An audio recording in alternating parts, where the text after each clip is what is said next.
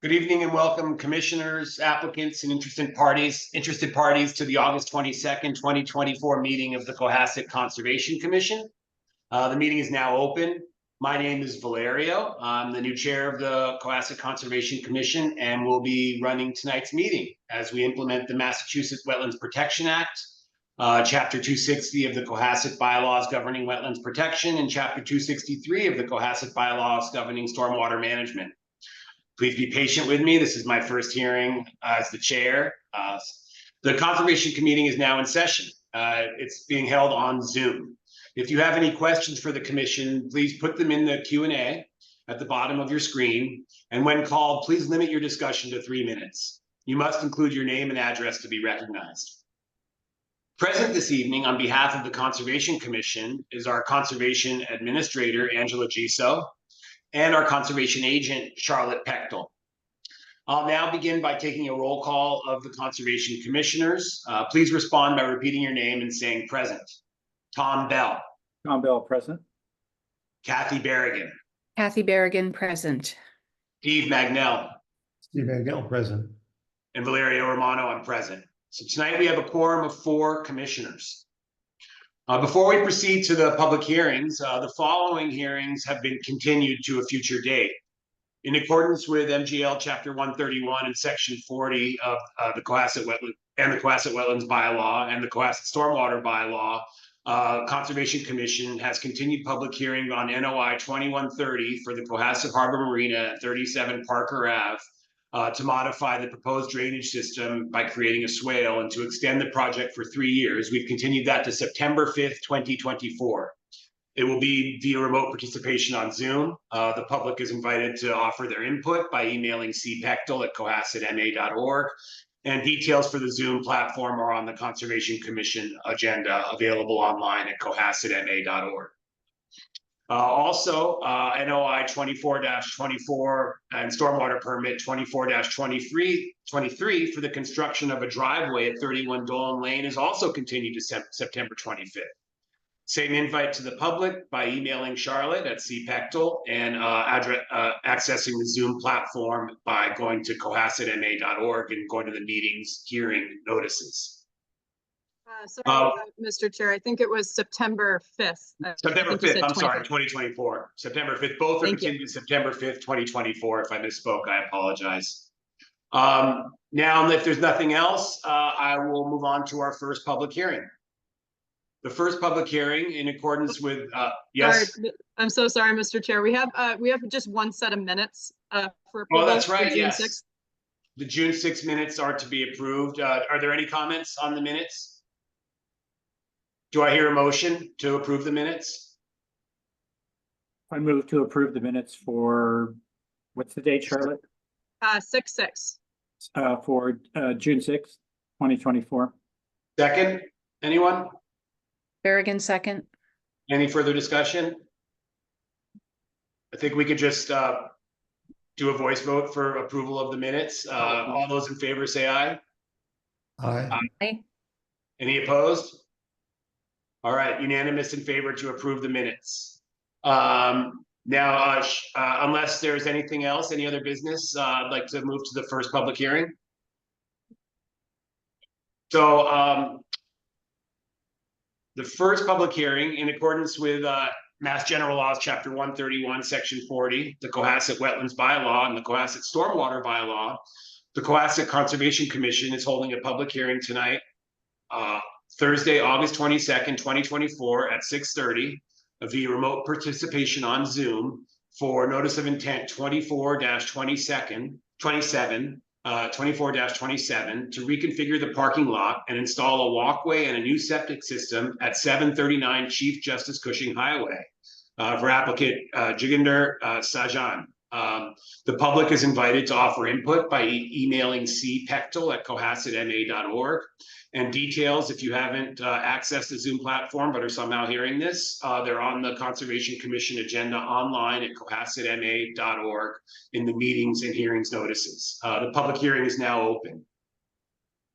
Mr. Sajan or anyone else from your team, would you like to give an overview of the project? Charlotte? Charlotte, I think I can't hear you. I'm sorry. My God, that's on right now. Hi, sorry, Mr. Chair, I'm just calling the engineer right now. Jeff, are you able to jump on in a few minutes or, sorry? If I can, like 5 minutes or minutes. 2 minutes? Okay. I- That's we okay. could- We could continue Okay. it to, No, so he said he'll jump on in a minute. I don't know if we want to maybe do, if it's easier for 32 the engineer, Orchard you can next? let him know. Well, why don't we just do the next one, Yeah. NOI 24-26 Yeah. first, and we'll just take it out of order. Okay, we'll just do that, yeah. And then for everyone on the call, 37 Park Ave, the amended NOI for 2130 and the extension request was continued, is going to become continued to September 5th. All right, go ahead, Mr. Chair. We can probably just switch it up. Wait, I'm Oh, sorry. yeah, we can do 32 Orchard. We'll move on to that one first. Yeah, but then we're still gonna do 24-27 just later on this evening. Yeah, yeah. Oh, Yeah. Oh, I thought you just said, minutes. oh, yeah, perfect. Okay, so now I'm confused. I'm sorry. Sorry, yep, I messed you up, but we'll do 32 Orchard Drive first, and then Jeff will jump on in a few minutes and we'll do 807 CJC afterwards. Okay, the next one I have is, okay, so again, MGL Chapter 131, Section 40, the Wetlands Protection Act, essentially the Cohasset Wetlands Bylaw and the Cohasset Stormwater Bylaw. The Cohasset Conservation Commission will hold a public hearing tonight, August 22nd, 2024 at 6:30 via remote participation on Zoom for NOI 24-26. For Nicholas Lombardi to build a sport court between the 100-foot buffer to an off-site wetland at 32 Orchard Drive. The public is invited to offer input by emailing cpectel@cohassetma.org, and details of the Zoom platform are on cohassetma.org website. The public hearing is now open. Mr. Lombardi or anyone else from your team, would you like to give an overview of the project? Charlotte, is there anybody you need to promote? Nick, is that you? Didn't see your last name, so I want to confirm. This is Nick Lombardi. Yeah. Sorry, I'm just, my camera's not connecting for some reason, but yeah, this No is. worries. Okay, yep. And then, Tom, could you please quickly state your name and affiliation for the record? Oh, you are muted. Can you hear me? Forgive me. Yes, now we can. Okay. Hi, my name is Thomas Tremblay. I'm here for the 32 Orchard Drive project. I'm representing Merrill Engineers and Land Surveyors and Nicholas Lombardi tonight. Great, thanks, Thomas. Would I be able to share my screen to show you the plan? Right ahead, Tom. Sure. All right. Can everyone see this? Yes. Okay. So as I said, my name is Thomas Tremblay. I'm from Merrill Engineers and Land Surveyors. Tonight, I am representing Nicholas Lombardi and the 32 Orchard Drive project. Tonight, we're here with a notice of intent and stormwater for the property. The applicant would like to create a pool with a surrounded patio in the southern portion of their property. The patio at the top here is impervious. It is currently being captured by a stone trench drain around the outside perimeter of it, which goes into this subsurface system. The bottom patio over here is 2 foot by 2 foot pavers with 2 inches of separation between, which will have a turf, a pervious turf in between to allow water to infiltrate into the ground. The sports court is under the notice of intent. It is currently being proposed partially within the 100-foot buffer to a offsite wetlands. We are proposing 720 square feet of the sports court within the impervious buffer, and there's some minor grading within there as well. The sports court is being built over existing lawn, and around the sports court, as you can see here, there is a stone trench as well, which goes into the infiltration system. The infiltration system's in the middle. This captures the stormwater from both previous areas and outflows out the, I believe it is the northern side of the property to a offsite basin. At this time, does the Conservation Commission have any questions regarding this project?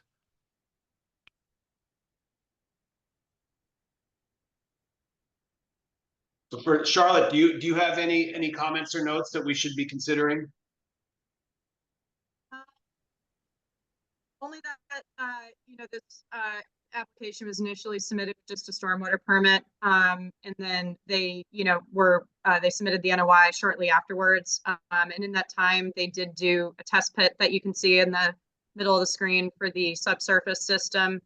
And Tom, correct me if I'm wrong, I don't think, does this need any other board reviews, like based on the setback stuff or anything like that? So if this was to be approved, they would still have to go to the building commissioner to receive a building permit. Yep. Um, Okay. But other than that, it doesn't go to any other Okay. board. And then, since it's a, pool project, I had some recommended conditions if the commission were to issue any permits. So I can bring those up whenever. So what's the total increase in impervious surface Across the entire property? for the entire project between the stormwater permit and the notice of intent? I believe I have it written on here, if I'm not mistaken.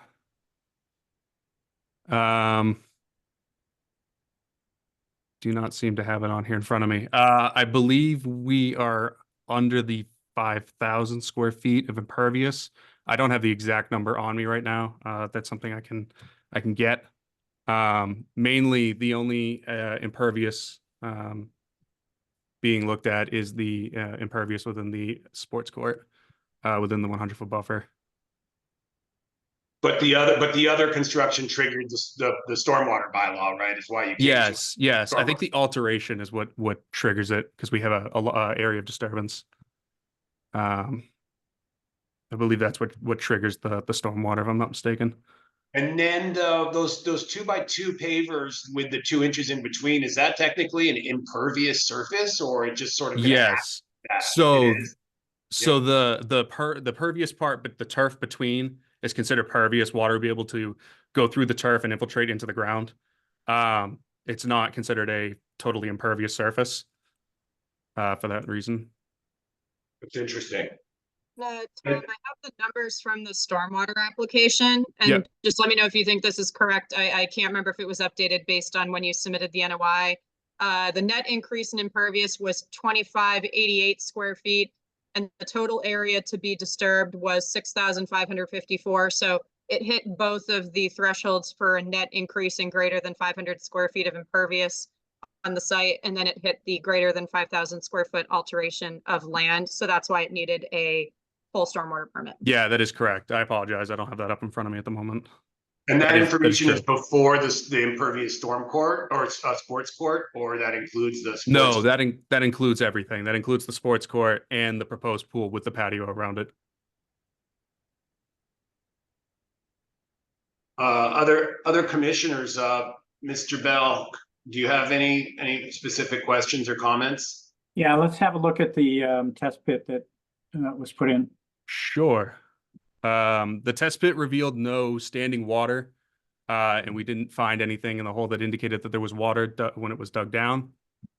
We got down about almost 7 feet, 6.8 feet to be exact.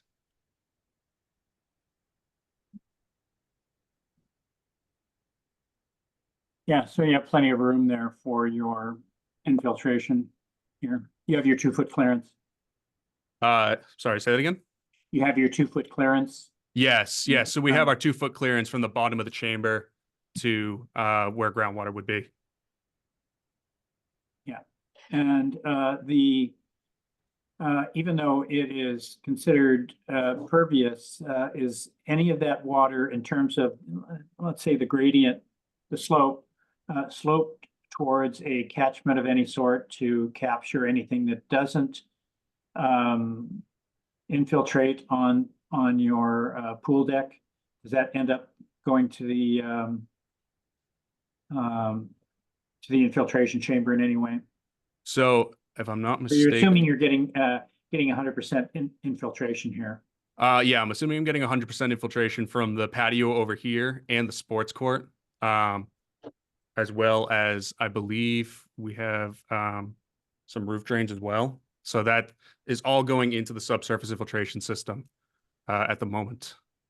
So it looks like there's a leader from the sports court to the infiltration chamber in the upper left. Yes. There's a leader that says, if you zoom in a little bit, it'd be easier. Yep. you I know. can do that for sure. Okay, thanks. Oh, I see. It's a lawn sports court, right? Yes. So no, it's a sports court over existing lawn currently. Oh, I see. So what's the material on the sports court?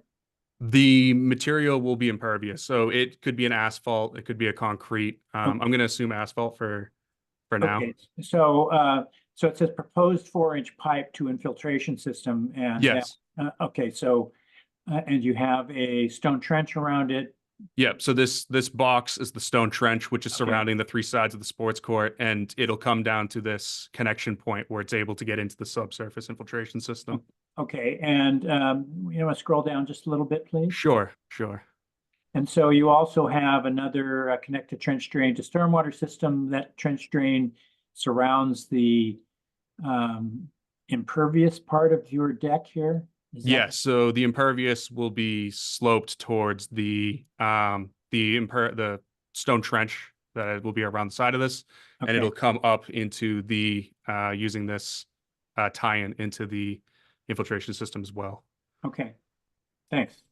No problem. Mr. Magnell or Commissioner Magnell? Magnell,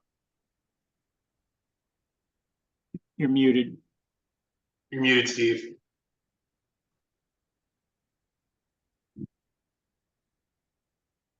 I don't have any questions at this point.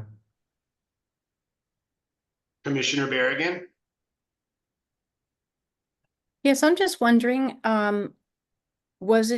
did you consider trying to put the sports court within out of the 100-foot buffer? Was there a way to do that?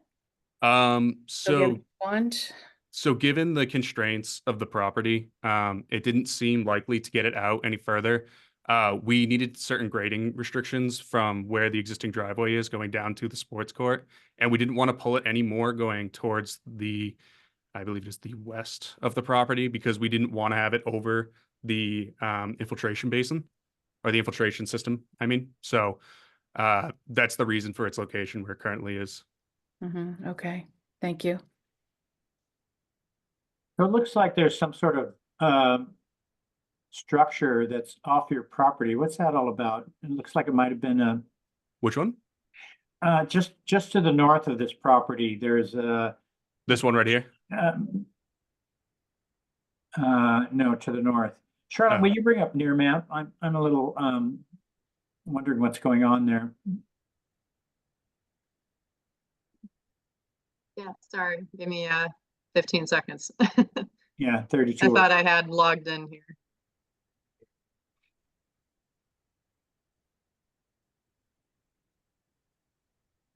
So this is a subdivision, is that correct? Yeah, so this was originally I have it written down here. It was originally a residential cluster development. And since yeah, so a lot of these properties are a little bit smaller than the zones.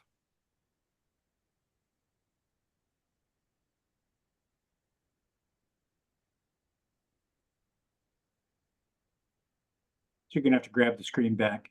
Oh, sure. Yeah, that's okay. Don't worry, I can steal it. So you're looking at this, Tom? Yeah, what's that all about? Mr. Tremblay, you may or may not know about it, but perhaps Nicholas does. What? So I can answer that question. So that back there is it is trying to think of the name. It's a basin essentially. It's mowed regularly. It's well maintained. Water from the cluster residential development in that portion comes out into there and then eventually infiltrates in there. And there's I believe, an overflow to that left-hand side of where it would go out towards the wetland, if I'm not mistaken. Just out of curiosity, when was this subdivision established? I believe it was early 20. I don't remember the exact date, but I want to say it was a little bit before 2010, if I'm not mistaken. So Charlotte, this is obviously in violation of the wetlands regulations. One of these things that seems to have slipped through the cracks here. I mean, it has nothing to do with the current applicant. Right. Not I to don't panic know. everybody here, but it's just something that I noticed that seems to be a violation probably of the subdivision association. Was this Yeah, approved? I don't know what the permitting was like 10 years ago. That might be something we can look into, but I don't know if this was a part. I mean, I would assume at least this design was a part of it. I don't know about the mowing, but Yeah, I mean, it had to have been something hopefully the commission had looked at 10 years ago, but it is in our jurisdiction. So I don't know. yeah. And again, I just want to clarify that this has nothing to do with the applicants, the application before us. I just, Mhm. something that I noticed and thought maybe you, the applicant and the engineer, would know something about to enlighten us. But that may be something we need to follow up on, Charlotte. Tom, what is your question about it itself? Like, Well, what is not a code? It's obviously, at least by your own, your engineer's drawings, that it is within the, I'm guessing it's within the 50-foot buffer, and it might even have been impinged on the resource itself. So this is something that clearly was approved by a former configuration of the commission. And we run across these from time to time where they are a little lax. And so I'm just noting that this is probably in violation. However, if it was approved, there's probably nothing that can be done retroactively. So you're saying the structured space of this design is within the 50-foot buffer. That's what you're talking about. Well, it looks like it from the Got it. from the drawings that you presented. I have a little different wetlands lines here, but they're based on topography. Yours were, when were these delineated? So these were delineated in, I have it right here. They were delineated on 7/23/2024.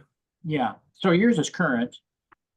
The wetlands boundaries that I'm working with are not official. They've never been delineated. They're just based on the topography, something that I created.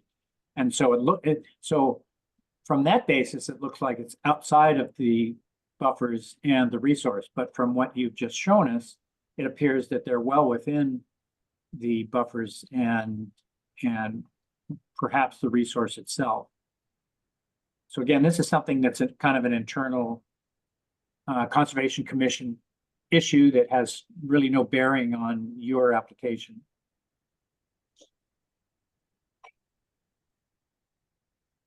Mr. Chair, I think we're at the 15-minute mark. Thank you, Charlotte. One thing I heard was that currently water from the subdivision does run off into this sort of northern catch or basin. Is that correct? Yeah, I believe there's water coming from other structures and properties on that subdivision that goes into that basin. But this project is not increasing the water that's running off into that at all? No, so we're reducing water flow coming off the property with our infiltration system that we currently have on it. So we're reducing how much water would be going towards the basin from this property currently. And have you accounted for the pool overflow in storms Yes. and rain when you do that? Yeah, we've accounted for the pool during all the storm events that's required through the stormwater management. Okay. I always, I joke with my other commissioners when I see the pre and post development numbers for runoff, how somehow they're magically to the 1,000th of the acre foot, even after disturbing, significant amount of square footage. Well, I always find it rather humorous, but I understand that that's sort of the nature of the beast. Charlotte, well, first, any other commissioners have any other concerns or comments or questions for the applicant? I do not. So it seems like that, fairly substantial construction between the pool and the sports court and the pavers around the pool. Where will where will the staging occur, and where will the debris go, and so forth? Sure. Do you mind if I share the plan again to show these areas? Please. All right. All right. Hopefully everyone can see this again. So we have two proposed stockpile areas on our plan. One of them being right here. While the pool is being done, we'll have one in each of these two areas. They're outside of the wetland buffer. And then we're also proposing a washed down area in this one as the work kind of works back towards the driveway. Ideally, they'd start with the pool and then move through going to the sports court last so that everything's in place beforehand. And then you drag it off to the driveway through the Yeah, front, so everything would come up through the existing driveway afterwards. the west side of the house. It would be to the south, technically, I guess, if you're looking at the north area. Yeah. West and then south. Okay. Charlotte, we have a list of conditions, I assume, regarding the pool. Yeah, I can share them if you guys would like to see them now. Sure. And sorry, Tom, I'll take over once more. All good.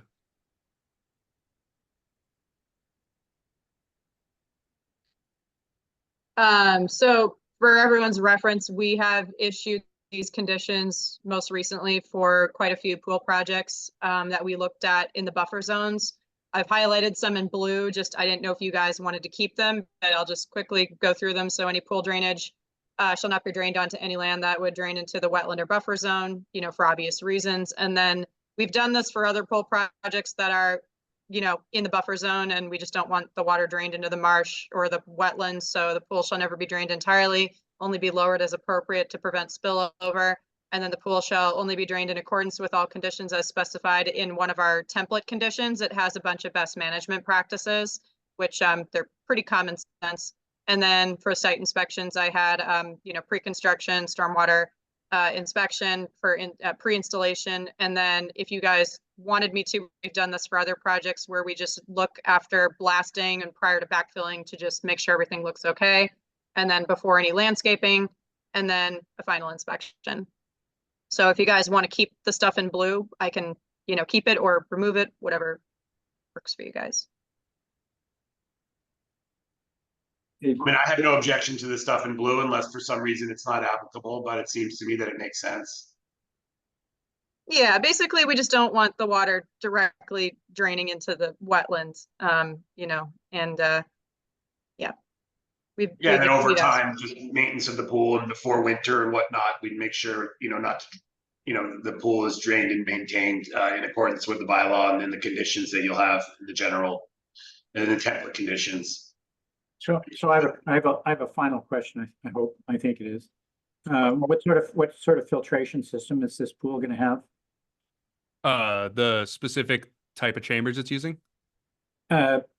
For the pool filtration system, is this a sand-based or a cartridge-based one, or what? What's this? To this, I'd have to defer to Nicholas. I'd have to ask him. Nicholas, do you know what kind of infiltration you plan on using for this? No, not infiltration. Filtration. Filtration. Sorry, forgive me.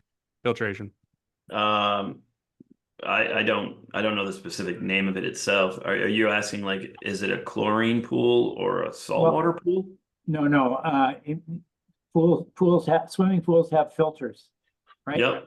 Okay, so there's only a couple of kinds. There's one that has a cartridge that you can exchange. The other one is a sand filter, which has to be washed about every 2 weeks.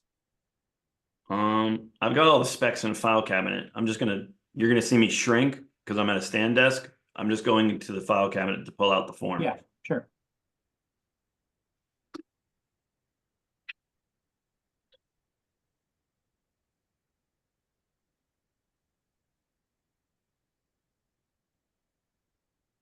Tom, I assume you would probably not want a sand filter. Yes, definitely not, unless they have a tank truck that's going to receive the water every 2 weeks. Okay, I kind of doubt it. I don't think they're very common anymore, but they used to be standard. That option sounds expensive, and Yes. I'm not of the expensive type.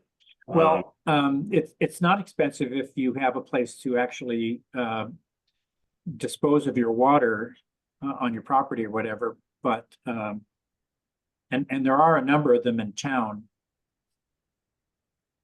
But what is it called again? A filter? yeah, you have some sort of filter your water that runs continuously. And then after a certain amount of time, those filters become plugged or clogged a bit. And so you need to be cleaned. And if it's a sand filter, you just run everything backwards. And instead of putting it back in the pool, you dump it on the ground. So it's called a Hayward DE filter Max 15. I need to I guess I'll have to Google it right now while we're on this. Yeah, and find yeah, out. it shouldn't take very long. It'll tell you how it works probably. it doesn't look like a sand filter. I'm just gonna pull up Google. This is what it looks like. Yeah. This looks pretty common. I mean, at least when I see pool equipment go in, I usually see stuff that kind of looks like this, with the, Uh-huh.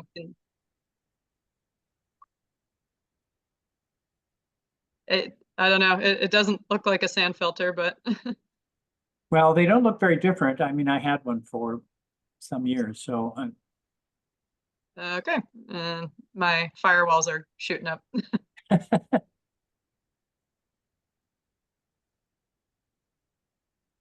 Well, how about this, Nick? It says, if- I just looked it up. It says online it's not. Okay. It's not a sand filter.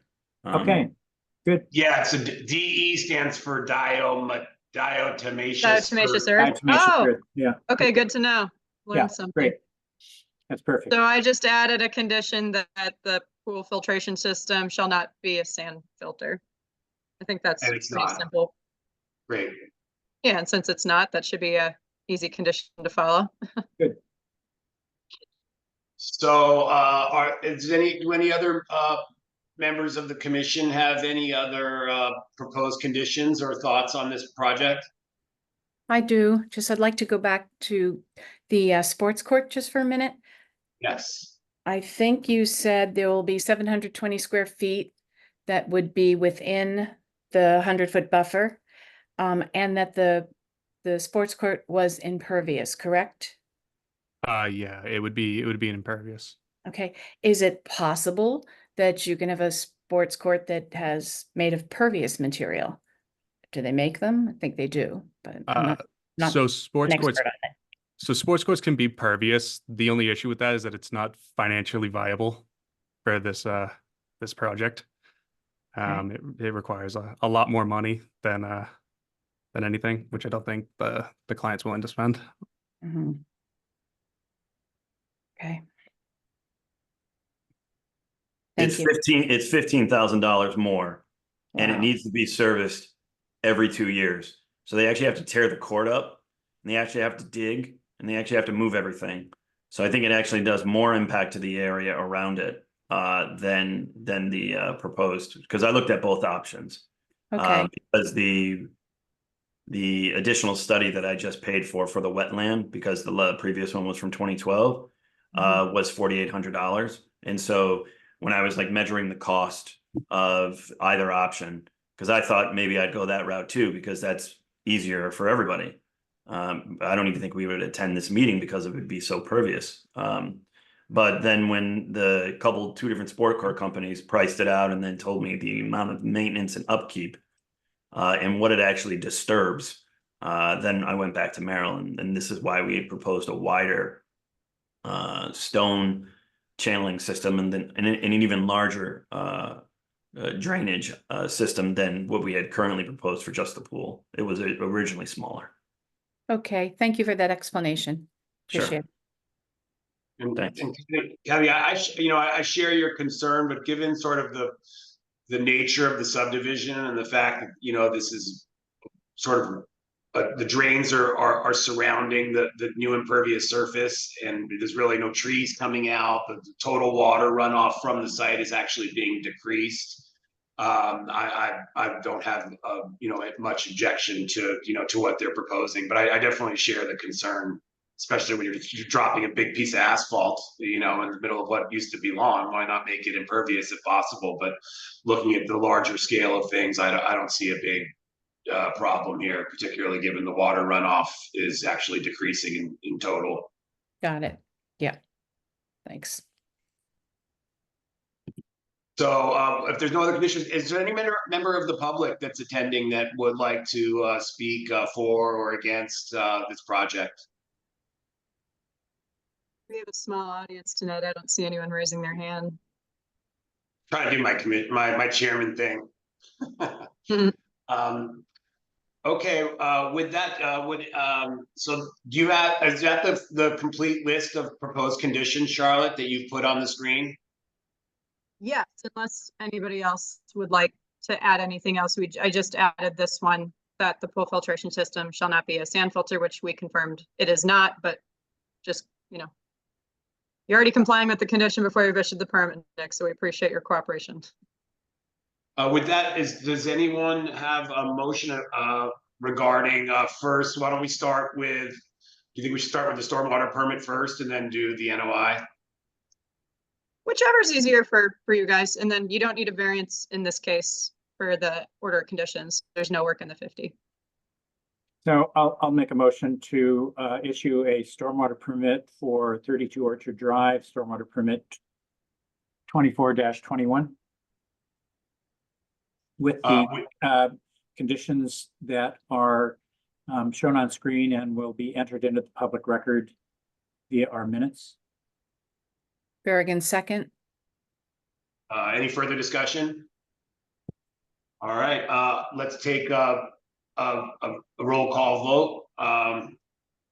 Chairman Bell or Commissioner Bell. Tom Bell, aye. Commissioner Magnol. Steve Mangal, aye. Commissioner Berrigan. Kathy Berrigan, aye. And I, Valerio Romano. So that's the stormwater permit. Now, how about do we any motion on an order of conditions? I'll make a motion to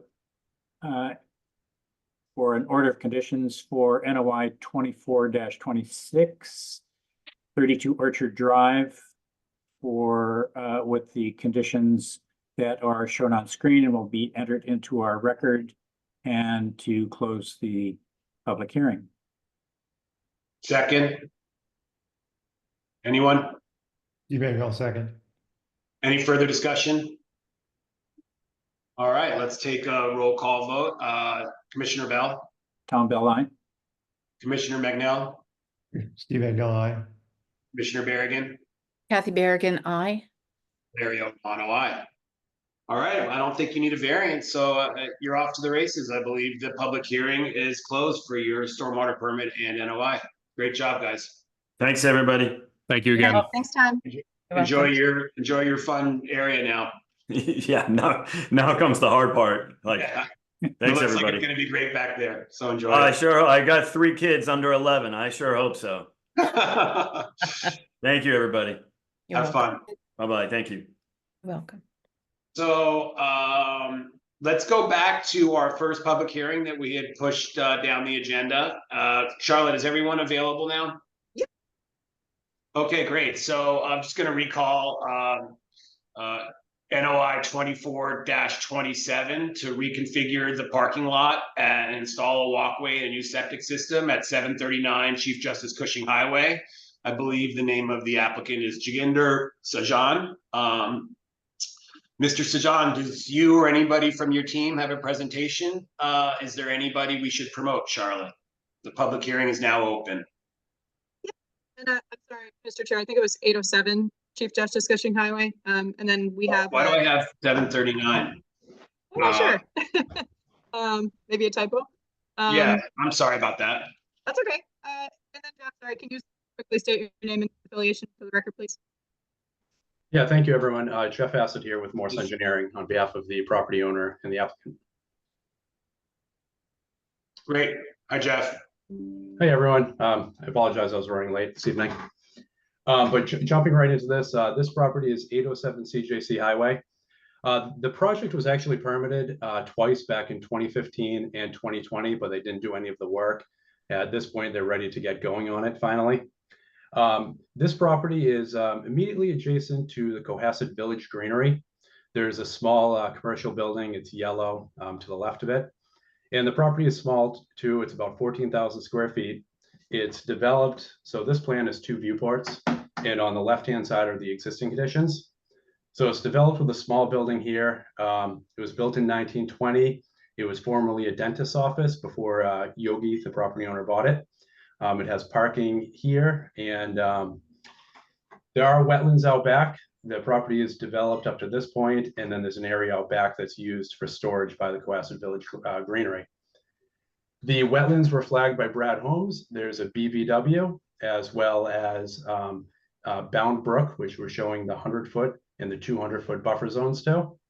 And then the in red and green are the 50 and 100-foot buffers to the BVW itself.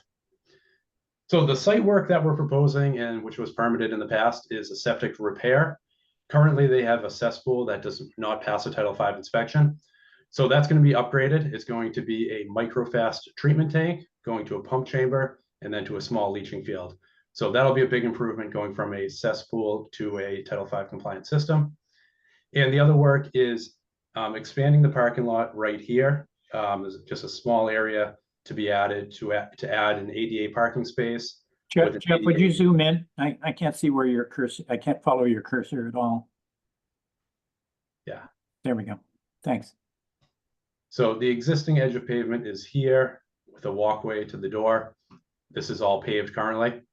We're expanding the area of that pavement in this corner and adding an ADA ramp up to the first floor, and the existing paved walkway will be removed. So that is the extent of the site work. All the work is in areas that are currently developed. There will be a mulch sock in the down gradient limit of work. And we're improving the existing conditions because the runoff from the driveway flows gently sloped back to the rear. And it just sheet flows off the property towards the wetlands. So we're adding a rain garden, and that rain garden will be planted with 20 shrubs and a seed mix. And then also in the back of the property there's an area that's 750 square feet that is going to be also replanted with 16 shrubs and a seed mix. So overall, the septic, expanding the parking lot to get an ADA space and ramp, and trying to improve it in a few places as well. Thank you.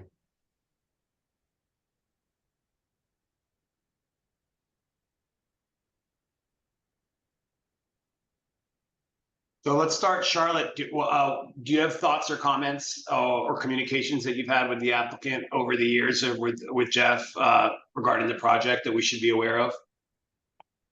So this one was before my time. I have not met the applicant personally, but I think this does need to, the septic, I think, needs to get reapproved by Board of Health if it hasn't already. Jeff, do you know the status of that yet? Yeah, we did file with the Board of Health. Same time Okay. we filed with Conservation. Okay, so it's scheduled for a meeting soon. You know, I'm not sure if it needs a meeting or not. Oh, okay. I haven't been notified that it needs one, but. Okay. it's And then I just had some notes on the mitigation plan. So I know it was approved in 2020, but I noticed that there wasn't a specific seed mix called out that was going to go around the planting. So Jeff added that as a note to I think the project narrative, but I have a suggested condition for that just to tie it in, to the permit. And then, since the area in the back, will be worked on at a different time, I have some recommended conditions for just looking at that limit of work, maybe a different, part, because I'm sure that the building and stuff, that's all going to get worked on first. And then that was kind of pretty much it. It is redevelopment and riverfront. So you do need to consider that, especially with the mitigation plantings. And then it looks like a portion of the septic work and the rain garden will be in the 50-foot buffer, not counting the mitigation plantings. So you will need a variance for this one.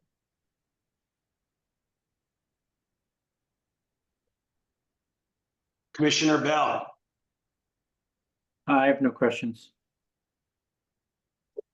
Commissioner Magnell, I have no questions at this point. Commissioner Berrigan.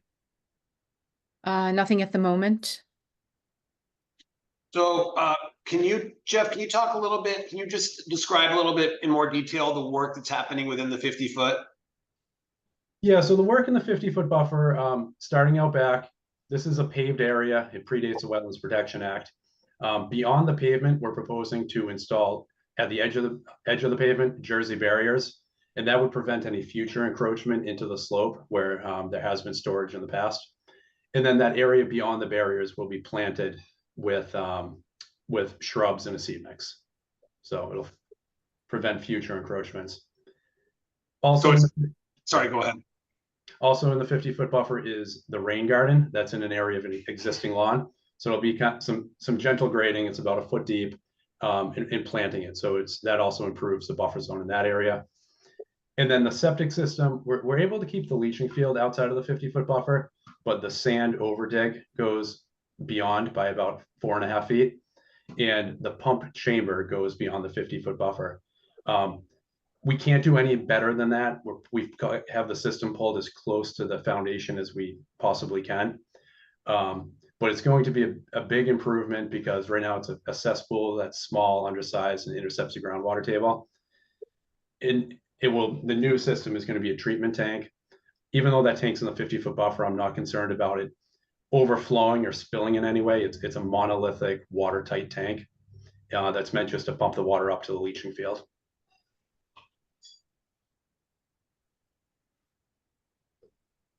So the portion that you are removing a shed and planting, is that currently impervious and you're making it pervious? The proposed wetland buffer enhancement area is 750 square feet. So the pavement ends at this double line, which is signifying a Jersey barrier to be installed. Current pavement. Okay. The shed I would consider to be impervious, yes, but the other areas are sloped off. They're not impervious. Okay. And you're just going to sort of try to bring kind of wetland back to life a little bit by the planting there. Wetland buffer. It's up gradient. Okay. Will the Village Greenery continue to use this site? Yeah, they've used it, for as long as they've been in operation. And these properties were actually one property at once that were divided. Oh, really? Recently?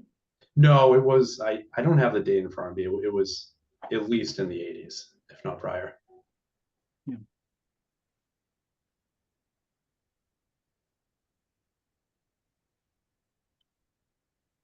So you're in total, you're reducing the degraded area in the riverfront. Yes. Yep, and there's actually a slight reduction in impervious too. The increased impervious is here. The decrease is removing the walkway and removing that shed. So it's a slight decrease. 20 feet or so, Yeah. 25 feet. Sorry, I'm just comparing it to near maps, or turning my head a little bit, figuring out exactly what's going on where.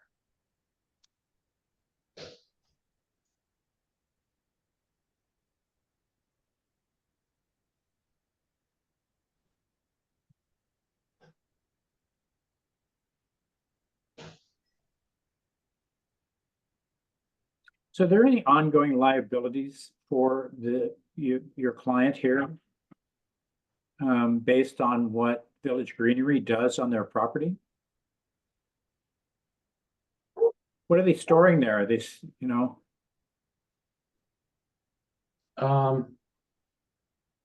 Land, like stuff, I guess, trees, shrubs, mulch.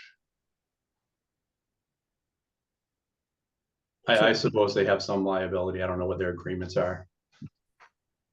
you know, it's in a resource area. It's not a buffer, by the way, Jeff. There is no buffer to the riverfront is the resource. That's right, yeah. Yeah. So I am curious what, you know, if they're storing fertilizer or even mulch there, that seems like a bad idea. They're right in the riverfront. Yeah, And I guess it could be construed as your client's responsibility here. yeah, I'd be certainly open to conditions that would prohibit fertilizer to be stored in that area, or even mulch. Yeah, I'd say can't store anything there. Well, it's a pre-existing area that's been there prior to the Wetlands Protection Act. We are improving it. That barrier is going to work as, you know, a permanent sediment barrier. But it's not your client that's storing stuff there. It's your neighbor, his neighbor. Yeah, true, but it's his property. It is. And so he's willing to So he, tolerate the risk that something goes wrong there, because he'd certainly be liable if they're storing something there that leaked into Bound Brook and turned into some sort of environmental issue. Has he considered that? sure. I mean, he ultimately has some risk there certainly, but it's, you know, it's an ongoing condition that they've operated that way for a long time, and Well, that's no defense or against some sort of spill there. I mean, if he doesn't think that the risk is great, well, that's his opinion, but still he is within a resource.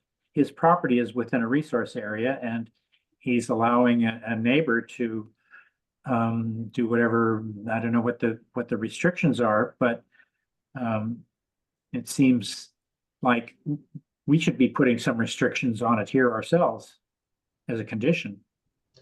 yeah, and the property owner is certainly ultimately the responsible party. Yeah, definitely. So this is an effort to sort of bring a new use to 807. Is that right? Whereas currently it's sort of just a, you know, it's semi, what's going on at 807 right now? I would drive by 50 times a day, but I can't picture. I obviously know where Village Greenery is, but I don't know exactly what's going on next to it. It's almost like a contractor yard or sport like. I can give a really quick answer to that. At some point, the Village Greenery will need to redo their parking based on the Mass Dot project, you know, with the sidewalks. So at least at some point, they will need to change probably their setup of where they store things, where they park. So that's at some point going to happen once the Mass Dot project begins. But other than that, I'm not sure. Yeah, this Would you property bring was up originally. your map on this, please? I Yeah, know. I can give you the history of the property. It was originally a dentist's office prior to the current owner Yogi purchasing it, and he purchased it with the intent of opening up a small convenience store there, and that was delayed because of the liquor license for a number of years, and then he ultimately got the liquor license, but ended up opening up a store in the shopping plaza a few doors down.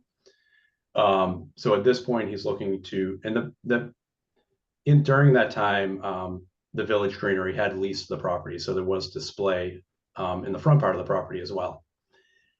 He's now ready though to install the septic, clean up the building, and get it presentable for a potential tenant. We don't know what that use would be. No, we don't know yet, but he wants to get it presentable to, you know, make it attractive. So it looks like we got a parking lot in the riverfront here. Has that been paved? I mean, here it looks in 2024, it looks like it might be dirt. Yeah, it is. It's not entirely paved. Well, are we looking at 805 or 807? This is 2024. 807. Yeah, the subject property has pavement in the rear. So this is paved, Jeff? Yes, it is. This, Yeah. oh, okay, looks like dirt. You want to zoom in on that, Charlotte? I can try. It might just be covered in dirt. Okay. That all looks like shell or something. I do know the parking spaces back here are paved. And I don't know what this is, but this has been here for a while. I don't know what they're storing here, but this is the Village Greenery property and it's been here for a while. That's the abutting property. Yeah, yeah. Yeah, we're not concerned about that, but if you move forward, it looks like various things happen if you move forward in time. Oh, this is the end. This is the latest Oh, and it is. greatest. Okay, backwards in time then. Sorry. Yeah, April 10th.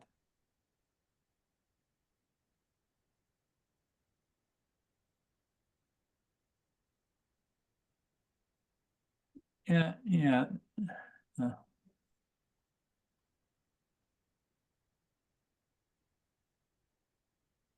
Looks like they store a number of things here. Yeah, periodically. I don't know what all this is, The but car I mean, park there at that point. Yeah. And We have lots of I mean, storage. I think the Jersey barriers would be helpful, but if the applicant's also open to a condition on not having any, hazardous chemicals, fertilizers, Vehicles. anything of that material stored back there, I think that would be a feasible condition. I mean, they have 2 properties at this point, well, 1.5 properties that they could keep things, so. yeah, no vehicles. No fertilization of any plants that are back there. They're probably adding liquid fertilizer when they start plants back there.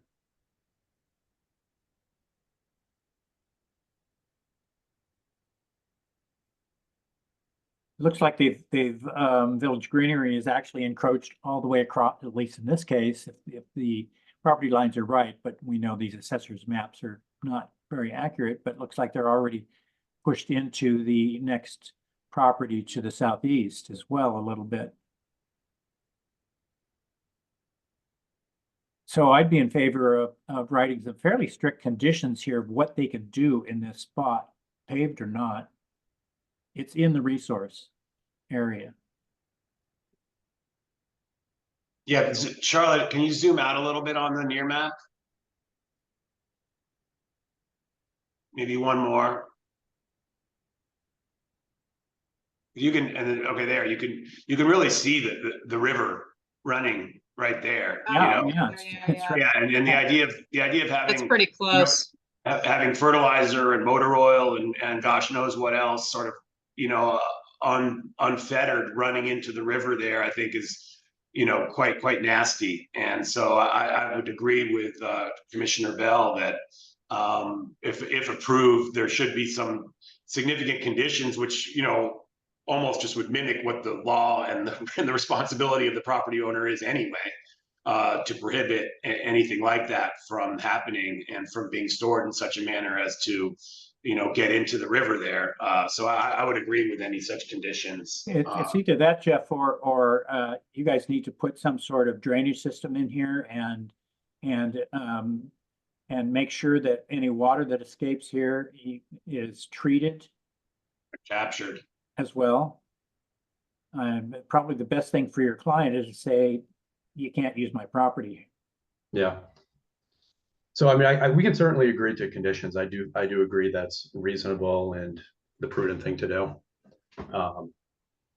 So yes, we could agree. I mean, it spares him from some probably serious liability in the future, but just from a resource standpoint here, I mean, all of this agricultural stuff shouldn't be stored right up against the Bound Brook. Sure, I agree.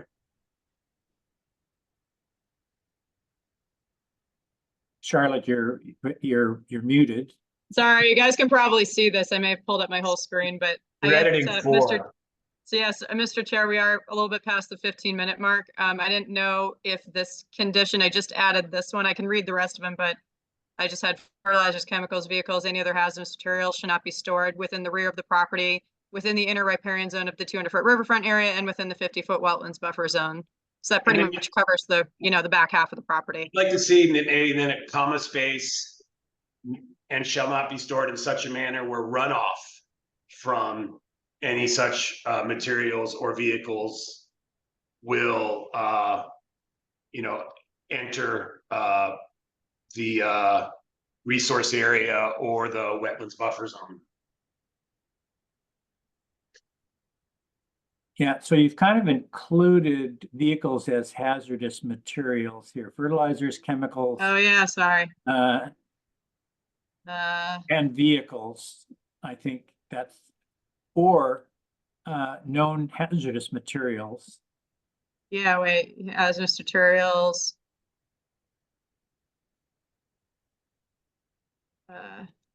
Vehicles, yeah, there you go. I cannot spell. That's all right. Um, Any such materials or vehicles, any runoff from any such materials or vehicles shall not be stored or shall not be allowed to escape into the riverfront resource area or the wetlands buffer zone.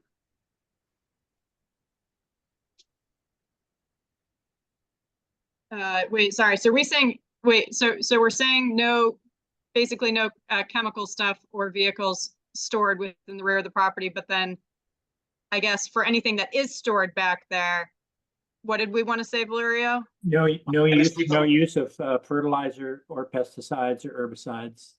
Well, I'm picturing a big pallet of fertilizer, right? And say it's out of the riverfront area, but then we have a big rain and it rains right through it and it just runs into the riverfront area. I think that, we need to prevent that as well, right? Does that make sense? Well, I'd assume that they probably don't store bags of fertilizer here, but just in case they do. But in any case, if they have live plants out there from time to time, they're going to fertilize those. And of course, that liquid is going to drain out of the bottom of the pots or whatever and end up on that parking lot and ultimately in Bound Brook. So no use of herbicides, pesticides, or fertilizers on this property. I mean, if you go back to the near map for a second when you're done, Charlotte, I hate to get you doing 10 Yeah, things. no, that's okay. So I I don't mean, know what those big pallets of stuff are, but I'm guessing those are bags of fertilizer. it's like mulch, No, it's Yeah. mulch not and maybe mulch. fertilizer. Mulch and fertilizer.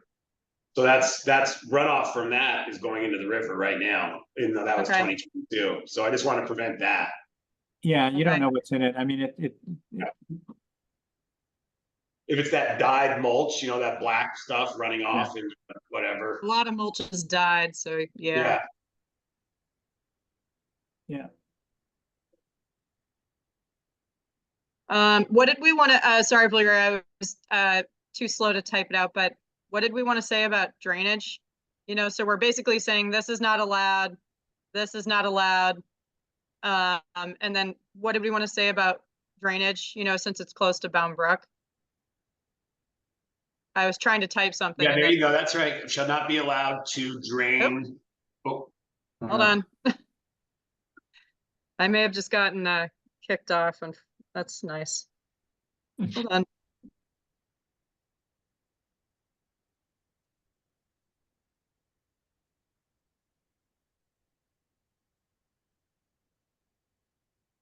I also got no warning that I got kicked off my VPN, so that's nice.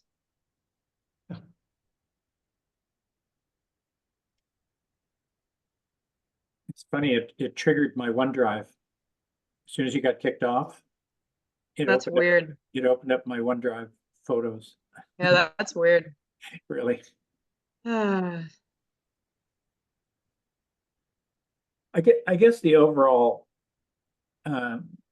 intent here, Jeff, is that storage is a bad idea here. And if it's just an invitation for, if there's an accident that it's gonna impact Bound Brook.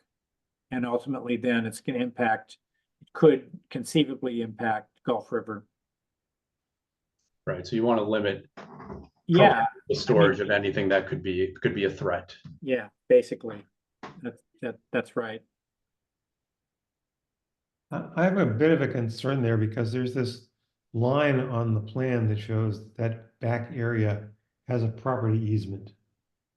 And the question might be, what does the easement allow the, undoubtedly it's an easement for the folks at the greenery. And what does it allow them to do or not do? It might be the property owner can't even enforce those conditions. Yeah, so the easement has not been formalized yet. Oh, it doesn't exist yet. No, it's an area that's been used forever, and we have a separate easement plan that actually hasn't yet been finalized and recorded in the registry of deeds. So you can apply these conditions at this point. Is this land court property or? No, it isn't. Because I mean, yeah, that could be a problem as well. If they've been using it for many years with no objection, they might be able to get a presumptive easement as well, so. Yeah.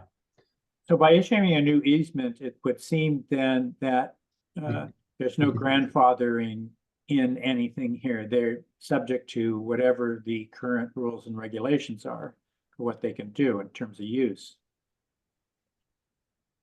It's One would just have to make sure that whatever easement is done allows the property owner to continue to enforce those conditions we're placing upon him.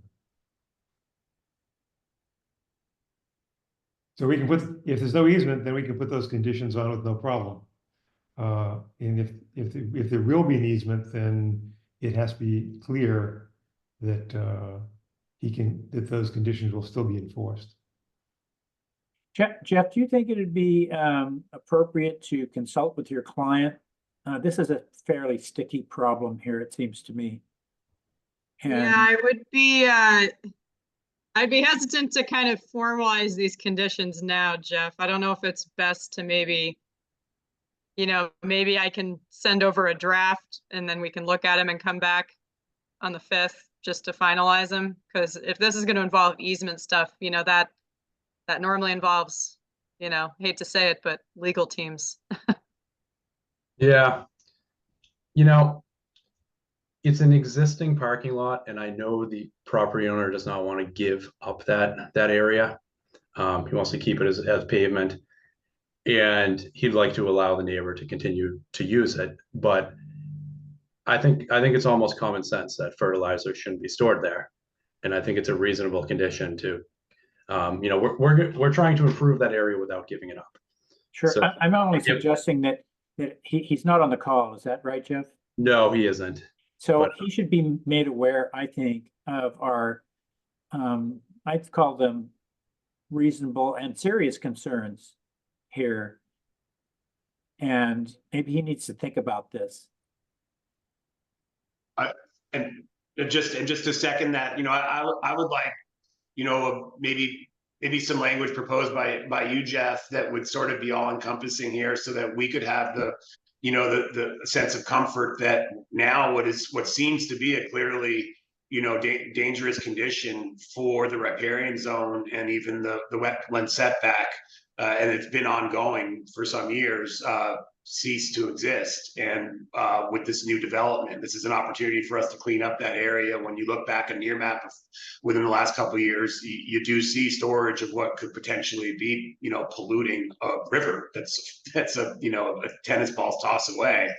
And so I'd like to use this opportunity to stop that. We could draft, such robust conditions right now, but I think, the various members of the commission, have made a, a good point. Do you want to powwow internally, quickly? I mean, it's clear that you are trying to improve it. You're beautifying it. You're making it useful for a new tenant. We have no objection to obviously, getting this back on the market and getting it used and making it a valuable piece. And I think this actually will increase the value, but just sort of cleaning up this whole issue, which has now become pretty obvious and is fairly significant, might be worth your team huddling on it and coming back to us with some language of your own also that would give us a sense of comfort that this pollution will stop and won't occur in the future.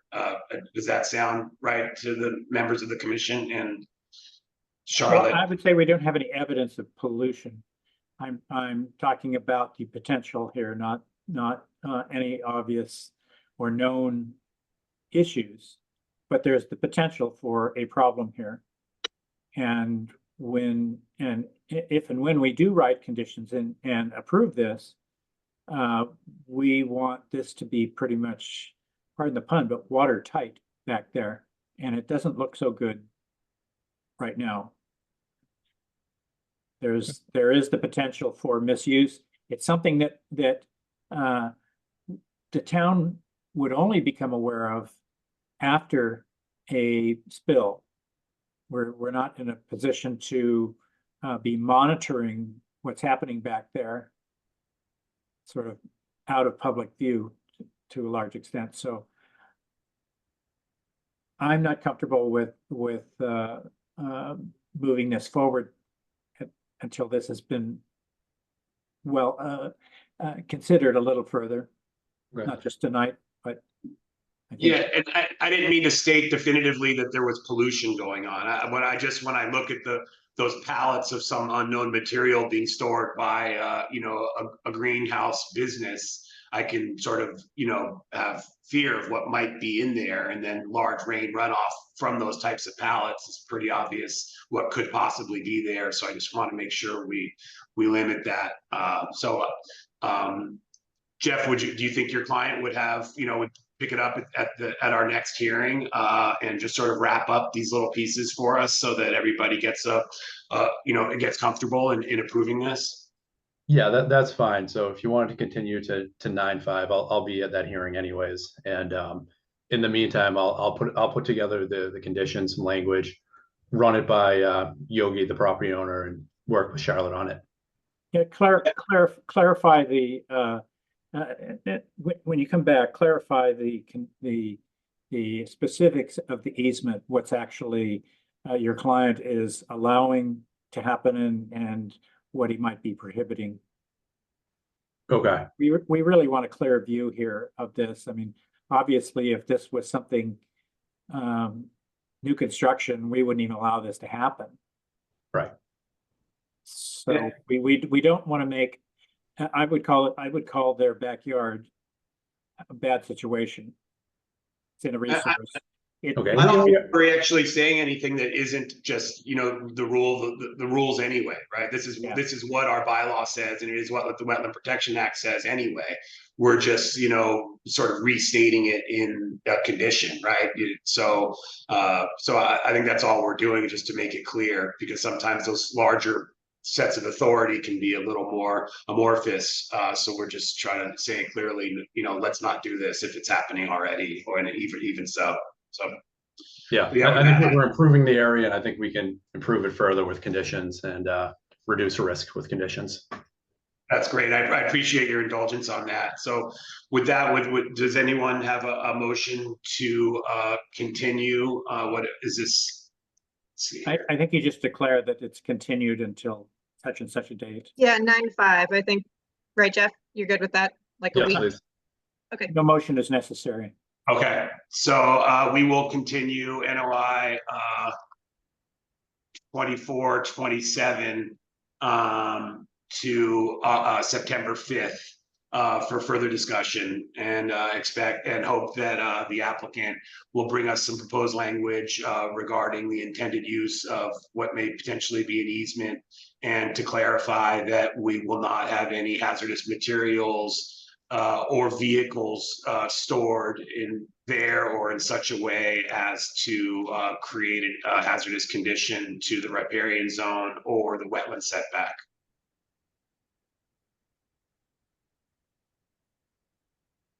Thank you, Jeff. And I guess we'll reconvene next week. Or Anything do we- else from the commissioners? Kathy, Steve, Tom? No, just to thank you to Jeff. Thanks, Jeff.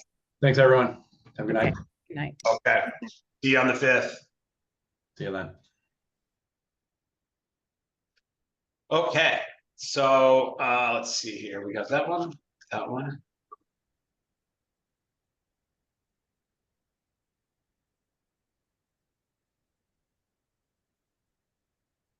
One moment, I'm sorry, I'm looking at my notes.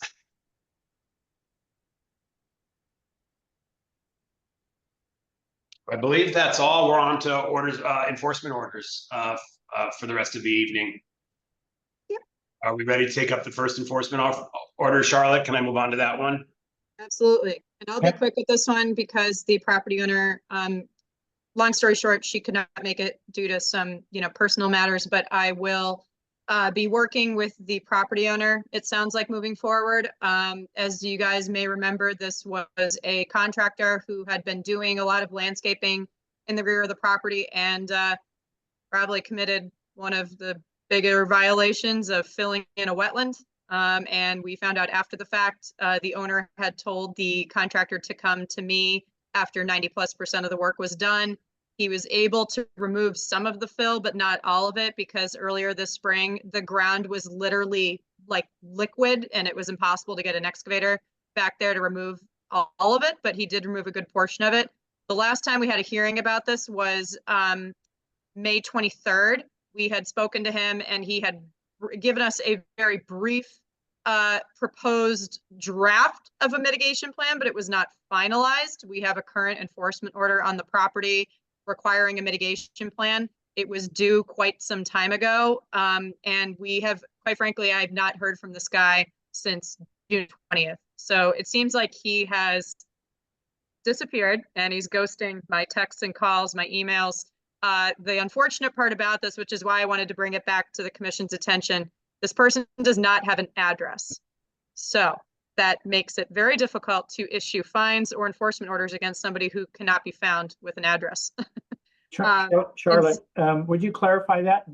I thought that there was a contractor involved that disappeared. Yes, and the contractor does not have a mailing address. Okay, fine, but he's not the property owner. Correct, and I've The property spoken owner with, does have an yeah. address. Yep, I've spoken with the owner and she's aware. She may not be able to, due to her, ongoing matters, she unfortunately wasn't able to make it tonight, but I did talk to her last week and she is aware that the order, does fall to her. And she, I gave her Brad Holmes's information. So I guess, do you guys just want to keep the enforcement order open or amend it and give her a new deadline? Because the amended order, obviously said it was supposed to be due in late May and we haven't gotten it yet. We did agree the last time we spoke with the contractor that we understood no further work could be done until the site was a little bit drier and more stable. But now we don't even have a plan and now it's gonna now fall to the homeowner to keep this moving forward. And I know we're approaching the fall. So do you guys want to amend the enforcement order with a deadline or anything like that that might give the homeowner a little bit more guidance since, we're behind track here. We're not on track. We're supposed to get a mitigation plan this summer. So the enforcement order that was issued on March 19th and the one that's in the file does have a sort of a half mitigation plan. It lays out the area that was filled. It lays out, somewhat, the steps that would be taken to fill it. My thought would be, and I defer to the more senior members of the commission, but my thought would be to give the owner, who's now unfortunately fallen on her lap, where I think previously she had expected her contractor, he's taking care of it. And frankly, if I remember correctly, he did come rather forthright. He was in the first couple of meetings. He's like, hey, I'm gonna take care of this. I'm really sorry I messed up. And now he's like, oh my gosh, I don't want to deal with this. Maybe I don't know why he's not been available, but I do feel sorry for the homeowner it is indeed their responsibility now. So why don't we give the homeowner 30 days or so, maybe not the next hearing, but the hearing after, to Okay. come to us with something of a mitigation plan, and at least show that some forward steps are being taken to address the fill that was improperly put Mhm. I guess it's within the 50. And then we can evaluate it then. I do feel sorry for the homeowner who, sort of relied on their professional, who has not been professional. And so let's give them, at least two hearing, not this coming hearing, but the one after. That would be my sense. So if we're going to amend the enforcement order, maybe to say, come to us with a mitigation plan showing, what steps will be Mhm. taken to remedy, to mitigate the situation, mitigate the improper fill by whatever that date is. Okay. For that September. Yeah, so that 19th. would be, I think the September 19th. 19th. Yeah, what's 5 + 14? Yeah, 19. So that would be September 19th. That Okay. would be my thought, but I would definitely defer to Tom, Kathy, or Steve if that's, on any other changes to that. Okay. Yeah, that'll give her like 3.5 weeks. And I think, if she chooses to work with Brad, I mean, we've seen his restorations plans before. This one will just be a little bit more in depth because we're dealing with wetlands alteration that wasn't just cutting down trees. It was, fill. So, but most of the fill. If there's something going on personally for her that, makes it really, really difficult, maybe we don't need details on that, but just an explanation of that as well. Just not ghost us so we're sitting in the same exact position on Yeah. September.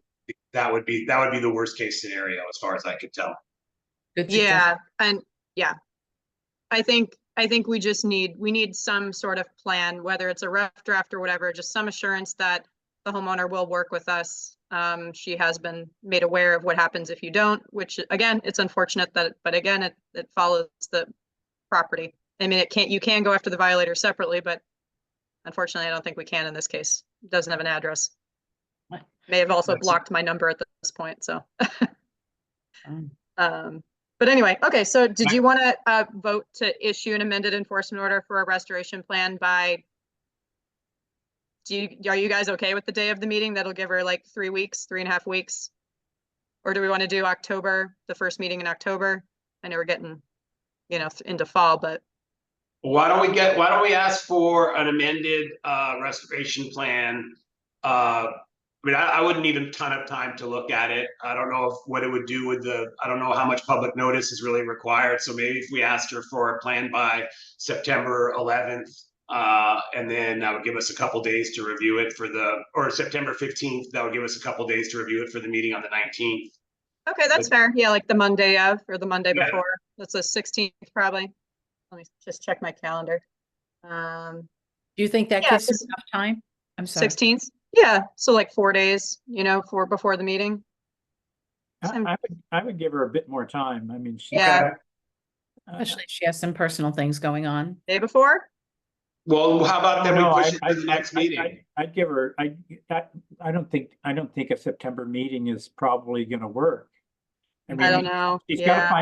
gotta find a contractor. Contractor has to put her on the schedule.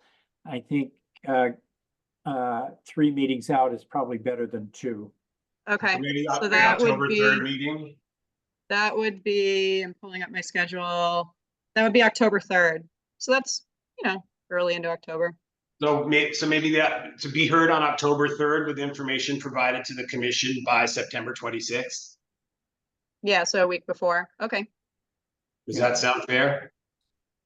I don't want to jam her up. So as much time as you guys. give Exactly. her, I Charlotte, think why don't you explore with her? Yeah. We can set a time now, but why don't you Yeah. explore with her whether that's feasible and if we need to change that? Okay. Yeah. Why don't, I will speak to her. We'll think of a feasible time frame, and then we can come back and amend the enforcement order formally. Because if I issue it, then, the clock starts and, yeah. Okay, so I'll do that. Maybe I'll just put it on as a quick follow-up item on the 5th or something once I've spoken to her. Okay. But we can let her know that we're looking at early October. Yeah, and if that doesn't work, I mean, at this point, I don't see the work happening until the spring. But at least most of the fill has been removed. That was the most urgent of the, issues that it's been like 75% resolved. So, Okay. okay, that sounds good. So I'll continue this to the 5th for now, and I'll provide an update at the next meeting. Okay, Okay, Yes. you guys good? yes. Okay. We don't need a Um, vote on, we don't need a more formal vote on that? No. No. Okay. And then for the next one, which is, NOI 20-11 for 339 Jerusalem Road. yes, The completed plan and ultimately deviated from what the commission approved. I think some mitigation plantings were required, and in fact, I believe they were put in. yes. And so we can hopefully, is a member of the developer here who can explain to us exactly, what's been done.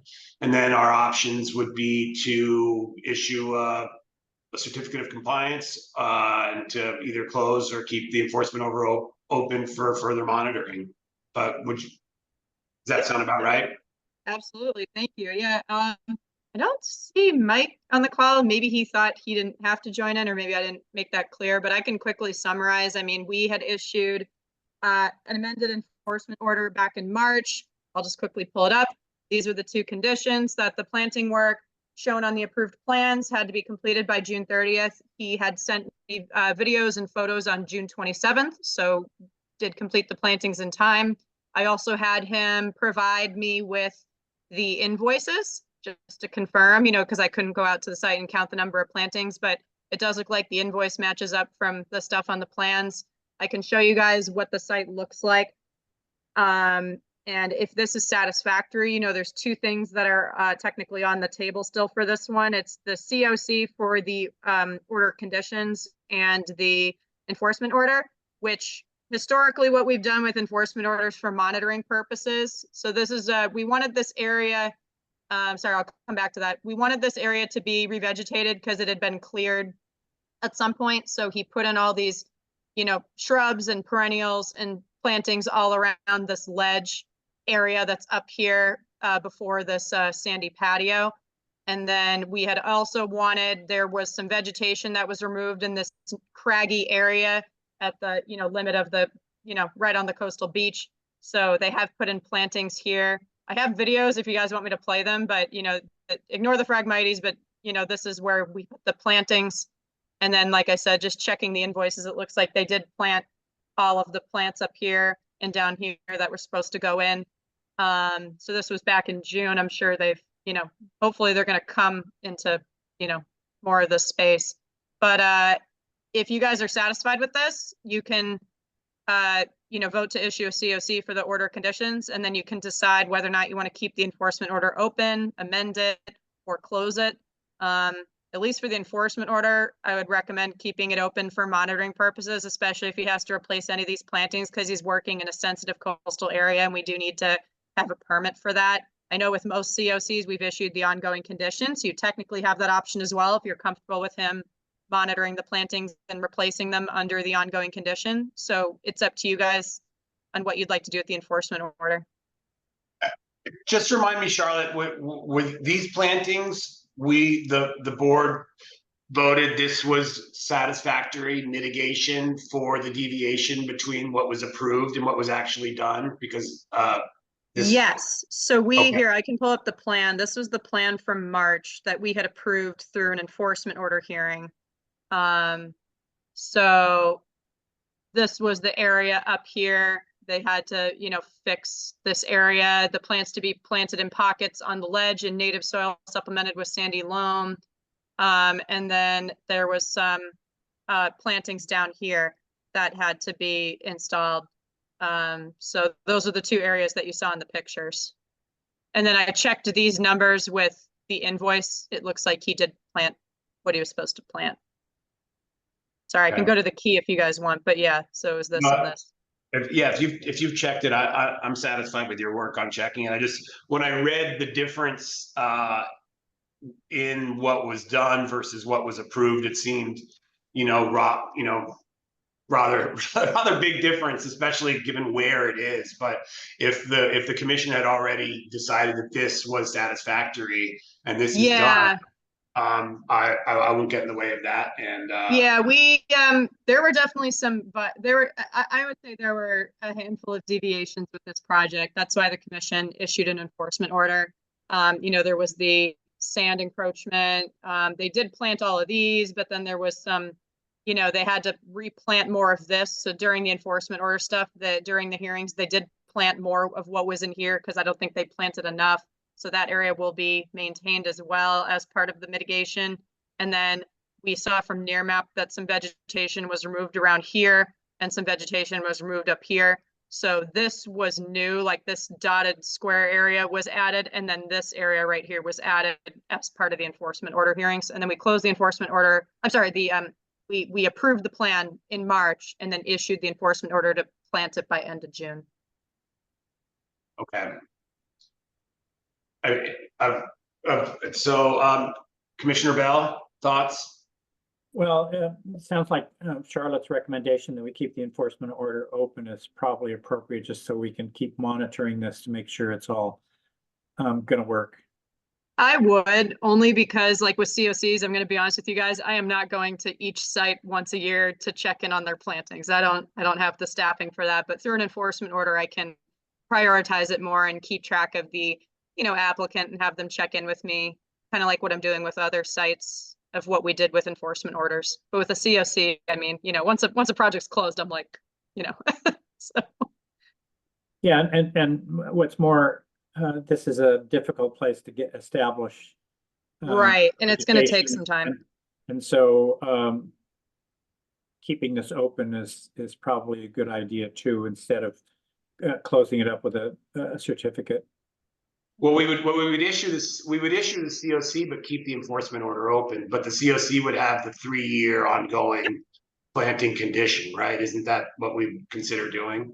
Yeah, so if you issue the COC, I would do our standard, we do ongoing condition 40 and 41. 40 is no herbicides, et cetera, in the resource area or buffer zones. And then condition 41 is the plantings have to survive 3 full growing seasons or be replaced. But since this is a more sensitive coastal area, I think the COC would pair up with the open enforcement order. So you're kind of like pairing them together, but not completely closing the book and just letting the applicant, you know, go off and do their own thing. Like the enforcement order would allow me to like check in a little bit more, which I can technically do with the COC. It's just with an enforcement order, it's a little bit more definitive, you know?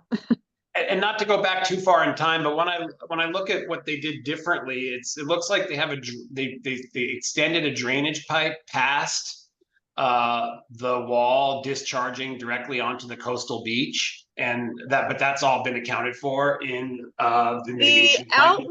The outlet had always been there, but what they did was I think they added a little bit of drainage like further back from the edge of the lawn to go underneath the sand. But it wasn't, that wasn't connected to the large existing outlet pipe that drains from wherever the heck it does on Jerusalem Road. This was like an additional drainage pipe. So yeah, the commission did look at that as part of the deviations. But we did confirm that it goes under the sand area. So it's not like, you know, collecting any, you know, stuff directly from the top and spilling over. It's underground and then comes out at the bottom of the wall, right near where that larger outlet pipe is. Commissioner Berrigan, any thoughts?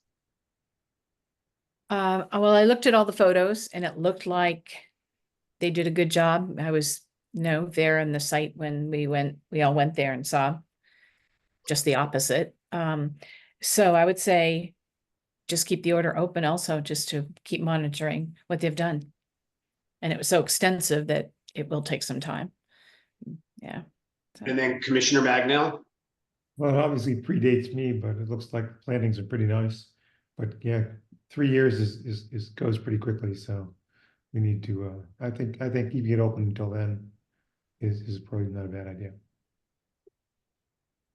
So do I have a motion to issue a COC, certificate of compliance completion, for the project?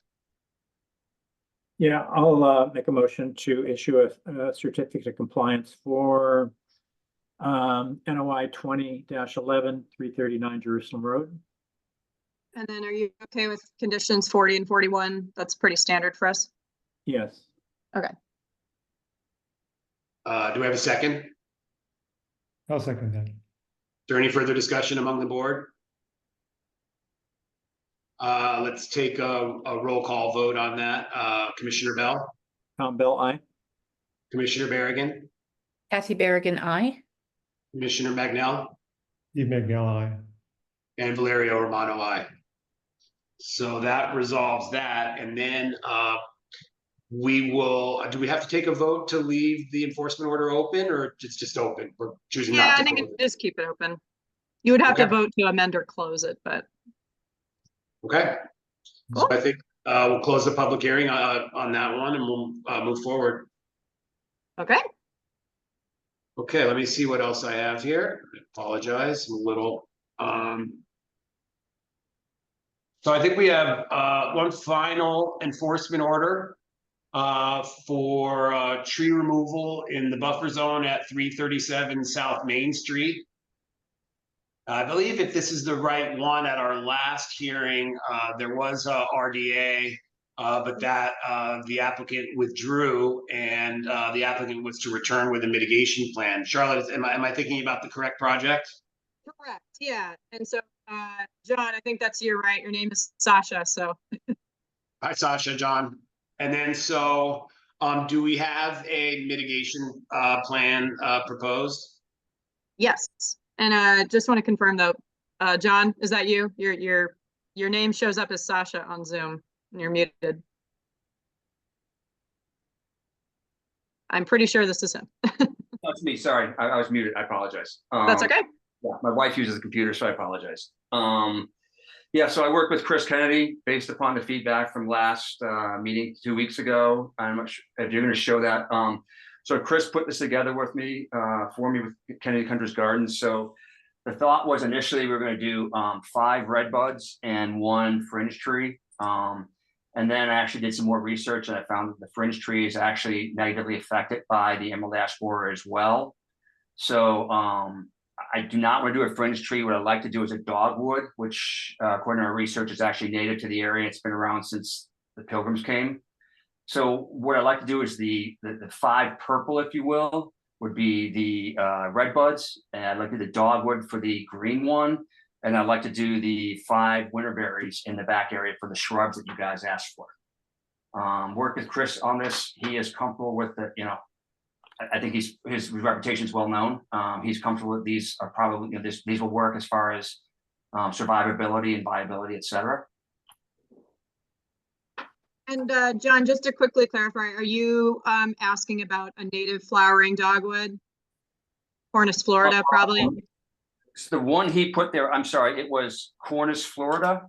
Yep, native flowering dogwood, okay. So yeah, so the thought was like the 5 red buds, the Cornus Florida, and then put the winter berries in the back area. And this is obviously very approximate, depending upon, you know, plus or minus a foot or 2. I guess that's what I'm trying to say. So, how many trees were removed within the buffer zone? It was a within total of 5. So 4 in the 100-foot buffer and 1 in the 50. And so the enforcement order, we wanted 2-to-1 replacement for the tree that was taken out in the 50, and then 1-to-1 for the trees in the 100. So if you look at the plan here with this purple one and this green one, so that's 2 in the 50, and then 1, 2, 3, 4 in the 100. And then the dots are the trees that were removed. So there's 2 trees that are proposed in the 50, 4 trees in the 100, and then the pink, what are those, inkberries, I think? Those are the, oh, I'm sorry, yep, and then those are in the 50. We didn't really specify where the shrubs would go. We just wanted to see a variety of, we wanted to see shrubs to kind of replace some of the felled wood that was removed from the site, but we didn't specify like a number or anything. And then, Mr. Stickford, are you happy with the way your yard and your lawn is going to look now, and is it going to be safe? Do you like the plan here? I don't want you just doing this to satisfy us, but I remember when we spoke before, you were sort of eager to, to beautify it, and you had some ideas. Does this? Well, I'll step back when you said, is it safe? What do you mean by that exactly? No, I remember, there was some concern. I just want to make sure that this is something that you want, not just to satisfy us because of the concern about removing the dead trees and the timing between the RDA and everything, but more just want to make sure you're happy with what you're presenting to us.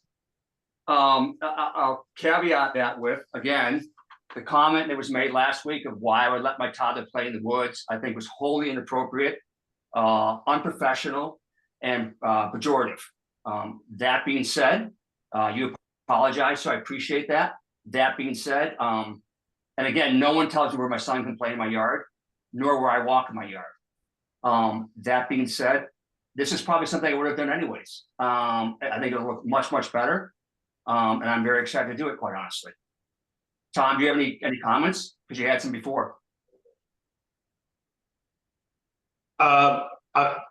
So, I sometimes, particularly if things get a little adversarial, which is certainly not our intent, I'd like to run things through the chair. So if you have specific questions for other members of the commission, I'd like to ask through me, and I'll disseminate them as appropriate. Can you ask Mr. Bell if there's any comments about what he said to me last week?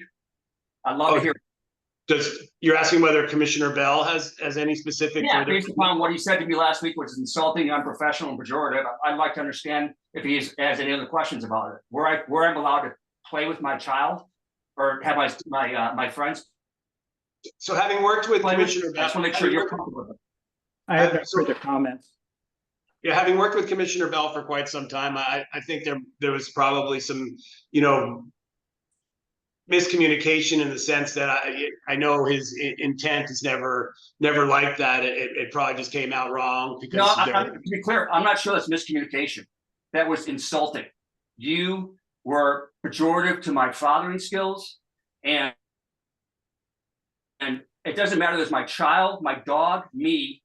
You do not get to comment where I play in my yard. That's unacceptable. You can relay that to him if you want. Okay, so just to cut it off, because I don't want this to devolve into something that it doesn't have to be.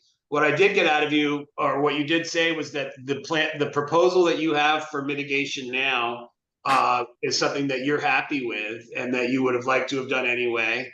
I think that in some sense, and as chair, I apologize that you felt, so taken aback by the statement. I don't mix my feelings. I think that's objectively what was said. I ran this by numerous people, and every single person was appalled by the behavior of. So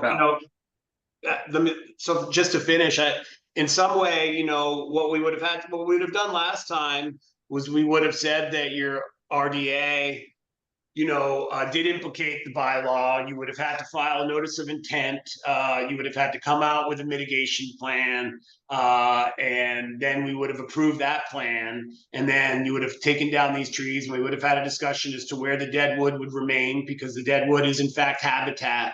And, you've been able to circumvent all of that and just, and make this a lot easier and more streamlined for you, fortuitously for you, by not following, our bylaw and our rules. And and I'm happy that it's working out.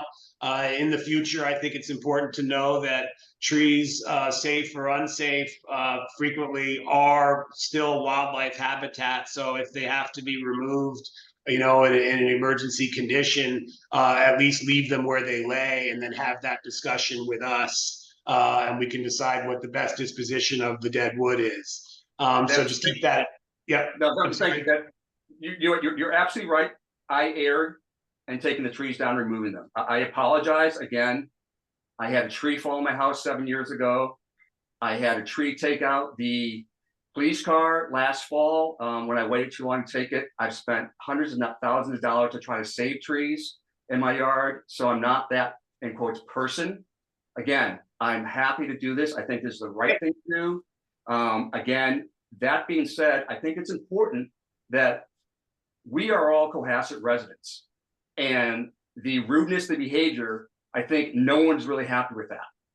No, I was there, and I didn't take it the same way you did. I know former Commissioner Bell very, very well, and I believe that it was, and miscommunication might be wrong because the words were said, but I don't think.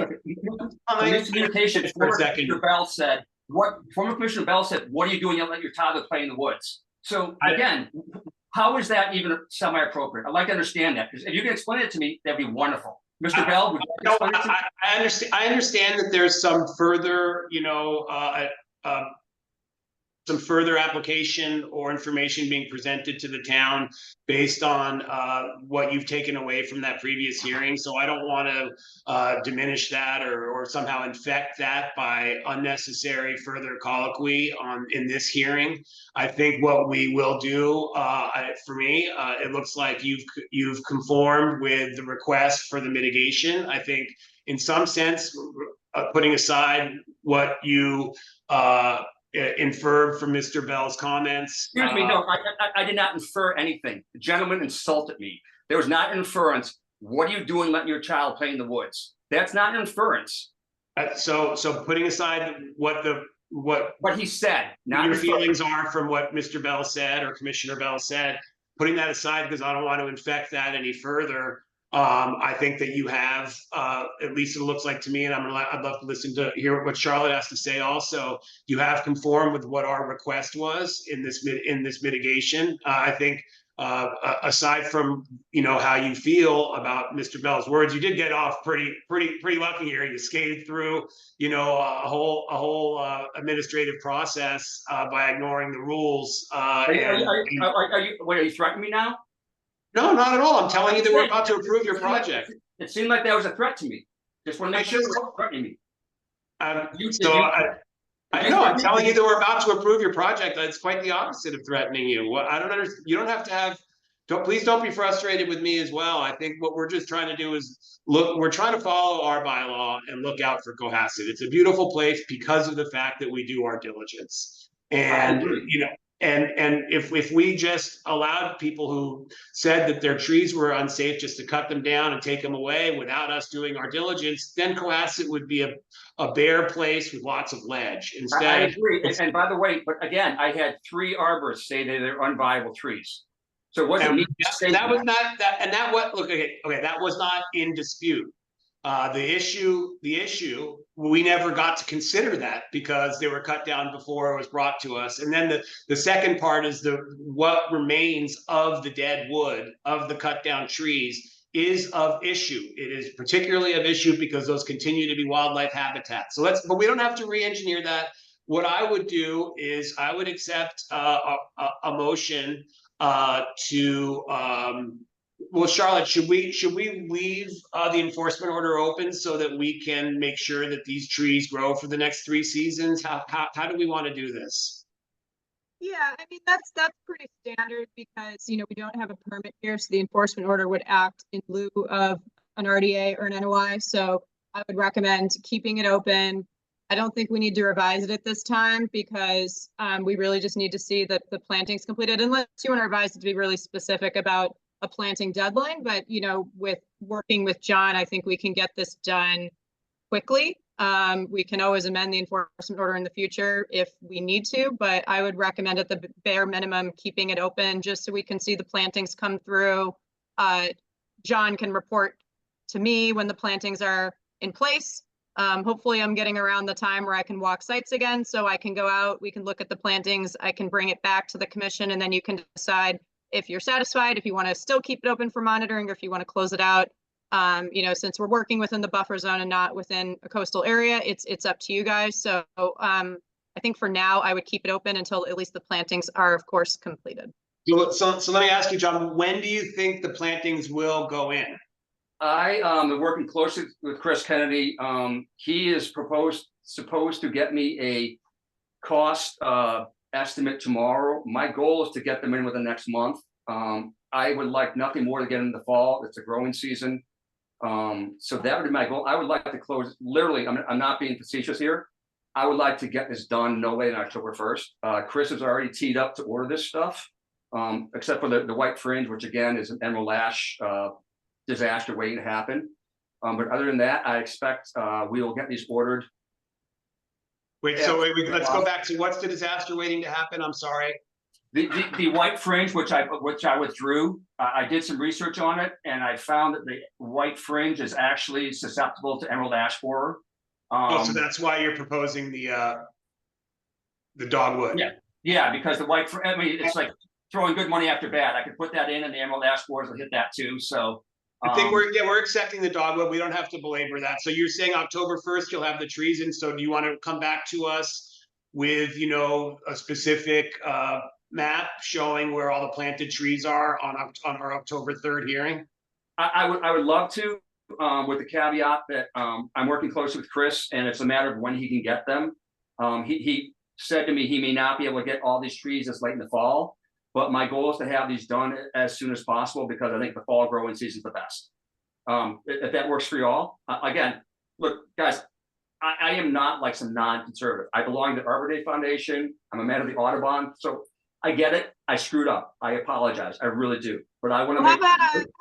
John, we, since, you know, it's been a warm couple of years, I would roughly estimate you maybe finishing this by the end of fall before the first frost. And that, you know, that gives you, you know, some time to locate the trees, maybe to find them elsewhere if the nurseries can't bring them in, like if Kennedy Nursery can't bring them in. So, I mean, I think until like, you know, I don't know if we want to put a date on it, but I'm fine with, you know, end of fall, essentially, you know, until the frost, you know, to, you know, get these planted, so that you're not giving yourself a tighter timeline than what might be feasible.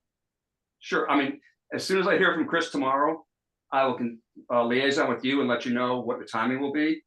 Again, I'd like to get it done this fall. But Is this something that the commission? Is this something No. that the rest of the commission would want to just delegate to Charlotte to finish up administratively? Or is this something that we need to have another hearing on? Charlotte, what do you think? Whatever you guys are comfortable with. I mean, I'll definitely work with John either way to make it happen. It just depends on, in terms of oversight, what you guys would like to do. I mean, I'll be honest, this is a much smaller, you know, mitigation than from what we've seen with some other enforcement orders. So, I mean, I'm okay with handling it administratively and just doing a soft deadline. But if you guys would like, you know, any other insight, or if you want to follow up with the meeting when the trees are planted, we can do that too. I mean, whatever. How about, can we do sort of a hybrid so that you can work with John administratively? Okay. He gets the trees in by the first frost, and then we leave the enforcement order open. Yep. So that we can monitor the fact that they actually take root and grow and become Mhm. healthy trees. And then at that point, sometime in the future, sometime during next year, we can revisit this. Does that sound appropriate? That's fine. I'll let you add it to our agenda so that we don't have to, you know, go back and forth and continue.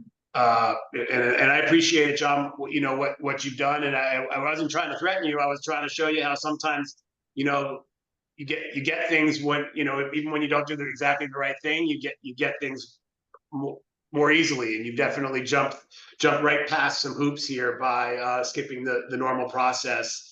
And you're getting your property to look exactly the way you want. You would have done it anyway. So it sounds like everybody should be happy here. So I would make the most. Go ahead. No, I truly was not trying to short circuit. I wasn't trying to be that guy. I seriously was worried about these trees falling on my house, where my son plays, etc. And again, I apologize for doing that. I was wrong. You don't have to repeat it. We've heard it. I get it. We're not. I think the point is that we're moving past that. And so I don't know if I would make a motion to have this enforcement order be transferred to Charlotte to be dealt with administratively, with the condition that the full plantings, as described, are put in before the first frost.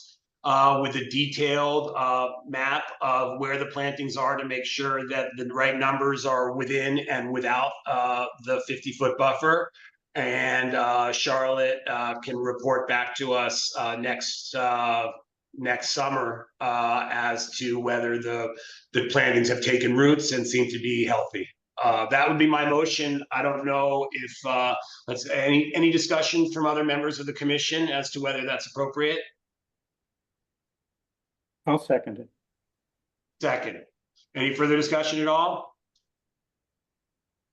Okay, let's take a roll call vote on that.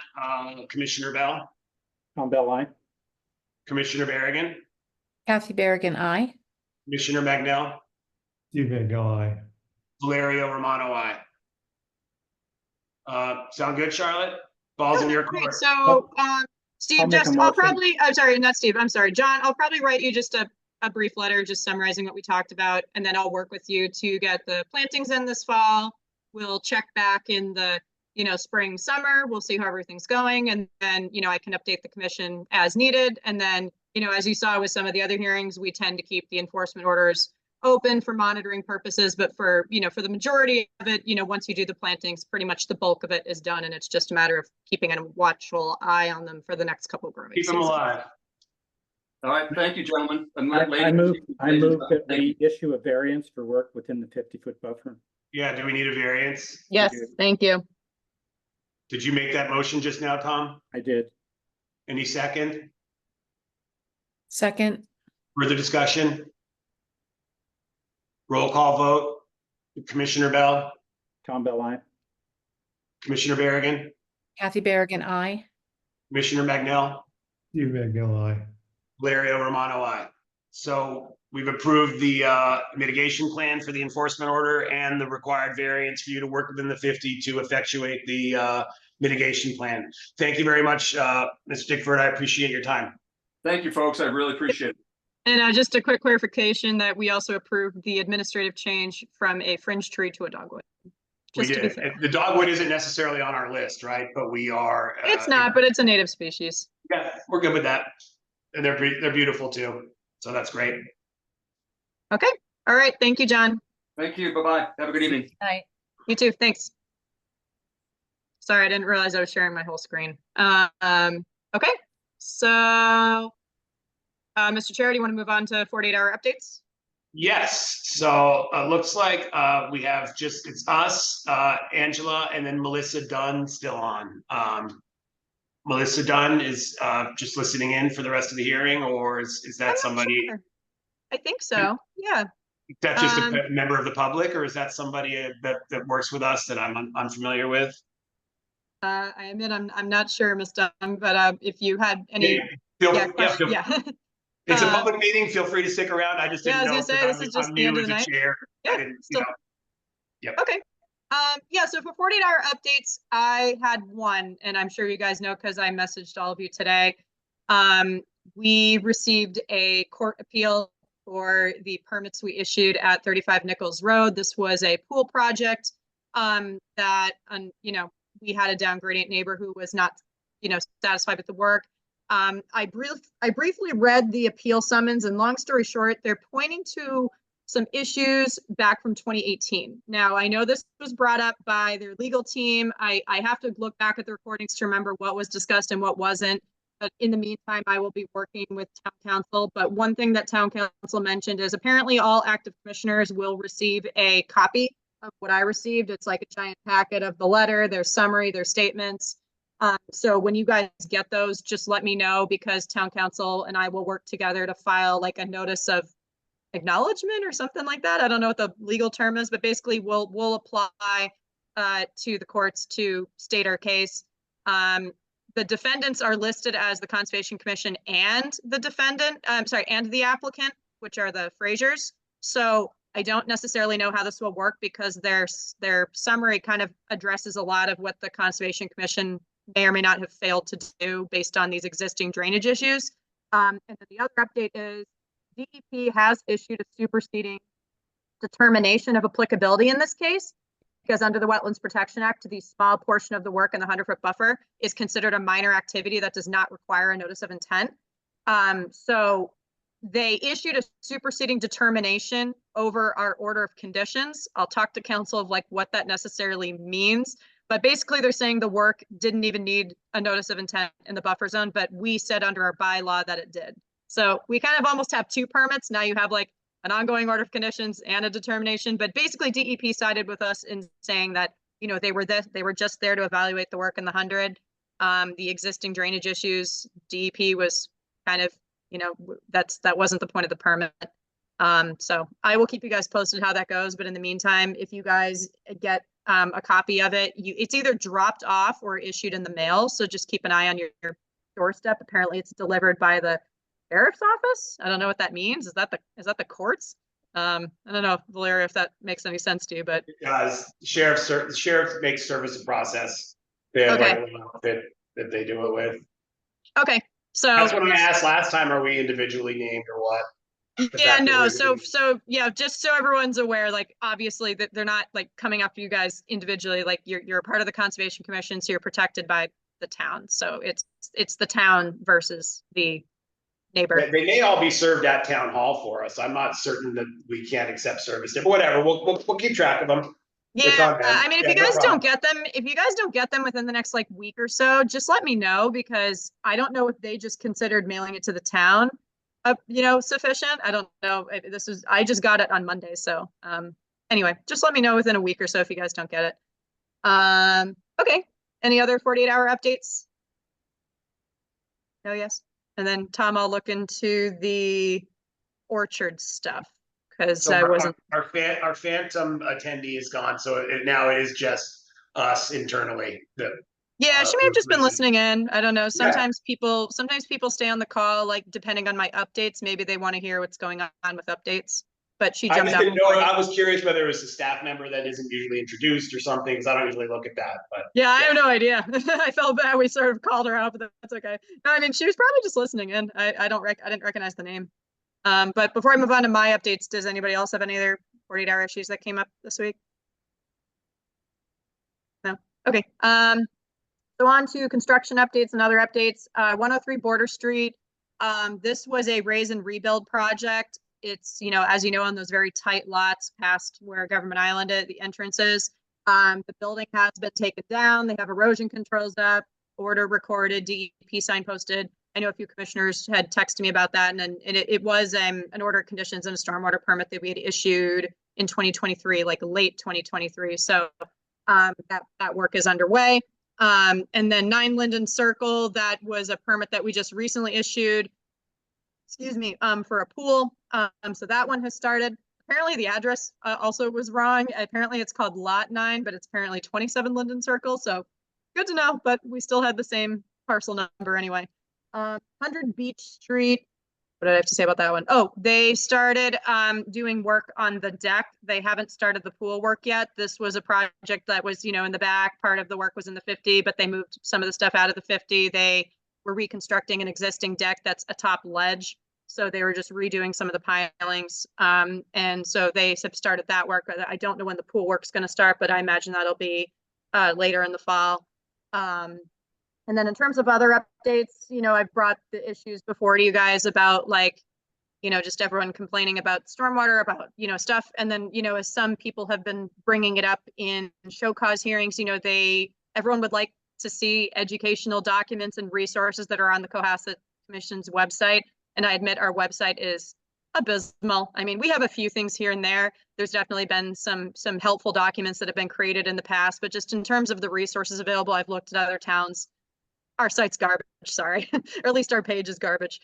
So I'm in my free time, I'm creating educational documents. I've created one for trees.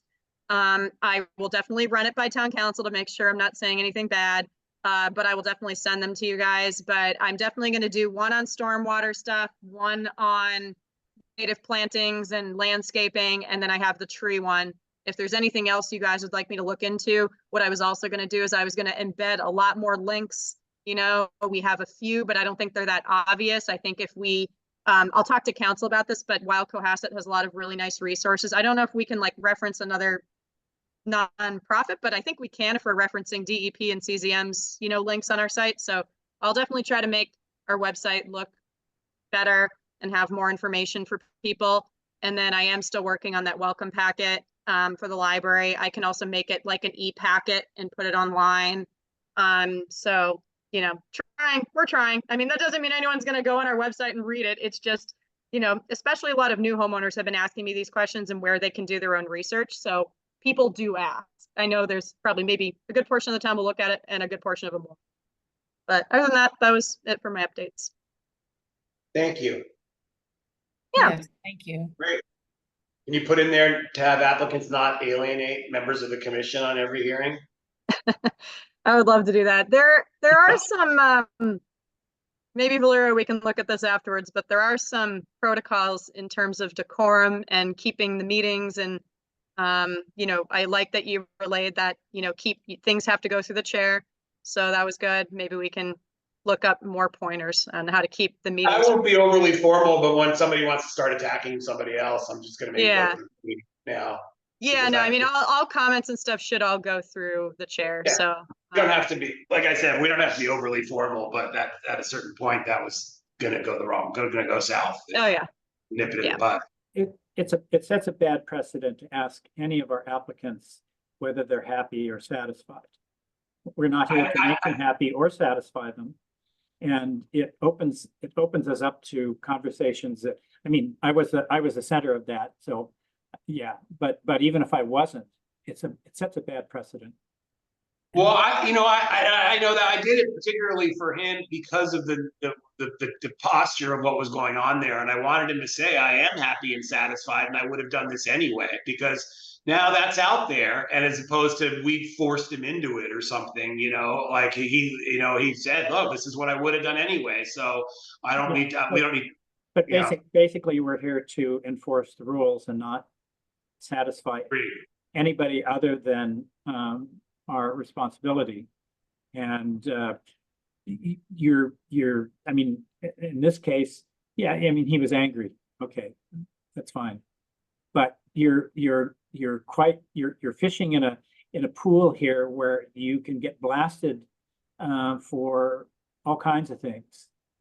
Okay, I probably shouldn't have done it. I was kind of doing it so with the hope of cooling the temperature, but I probably made it worse, and I'll be mindful of that in the future. You know, like I apologize if that made life more difficult for you, Tom. That certainly wasn't my. I already heard that he was angry, and I could care less. I mean, if he doesn't have a toddler, first of all. we told me that I was like threatening. closed. Yeah. Told me that I was threatening him, you know, just now. Yeah, Like, no, yeah. Let's stop talking about this. The hearing's closed. Yeah, I mean, in the future, I mean, you know, I agree with everything should go through the chair, and then Valeria, you obviously, if things are getting out of hand, you can bring things back to order. You can call, you know, you can call people out politely but sternly for being out of line, and that this is how the hearing's supposed to go, and this is what the applicant's supposed to do. So, you know, you definitely have those options available to you. And like I said, there may be some more tips with open meeting law and like meeting stuff, you know, because obviously things get heated sometimes on calls, and there are definitely ways to de-escalate.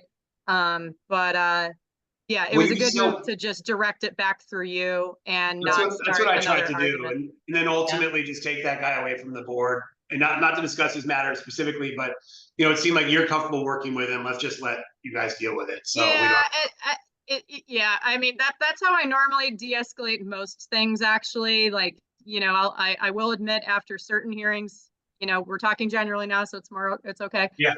You know, there are applicants who come in and they're frustrated and they start venting like I'm their therapist. But in the end, I do say, you know, I am the enforcement portion of the commission. I do what they issue, you know, like whether it's a permit or an enforcement. So mostly they're working directly with me.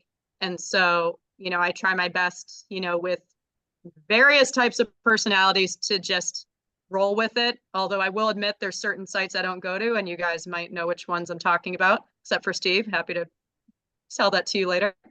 But, you know, other than that, I mean, most applicants, you know, if there were any issues that were brought to me privately about any particular commissioners, I'll let you guys know. But for the most part, I do try to de-escalate after meetings, and I work with them administratively. It's part of my job. So it is what it is. Not everyone's going to be happy with what we have to say. So I wouldn't worry necessarily about keeping applicants happy, as Tom mentioned, but at the same point, like clearly relaying the rules to them and saying, okay, this is what you did, this is what you're doing to mitigate it. Are we satisfied with the plans? Yes or no? Okay, approve them, yes or no. So.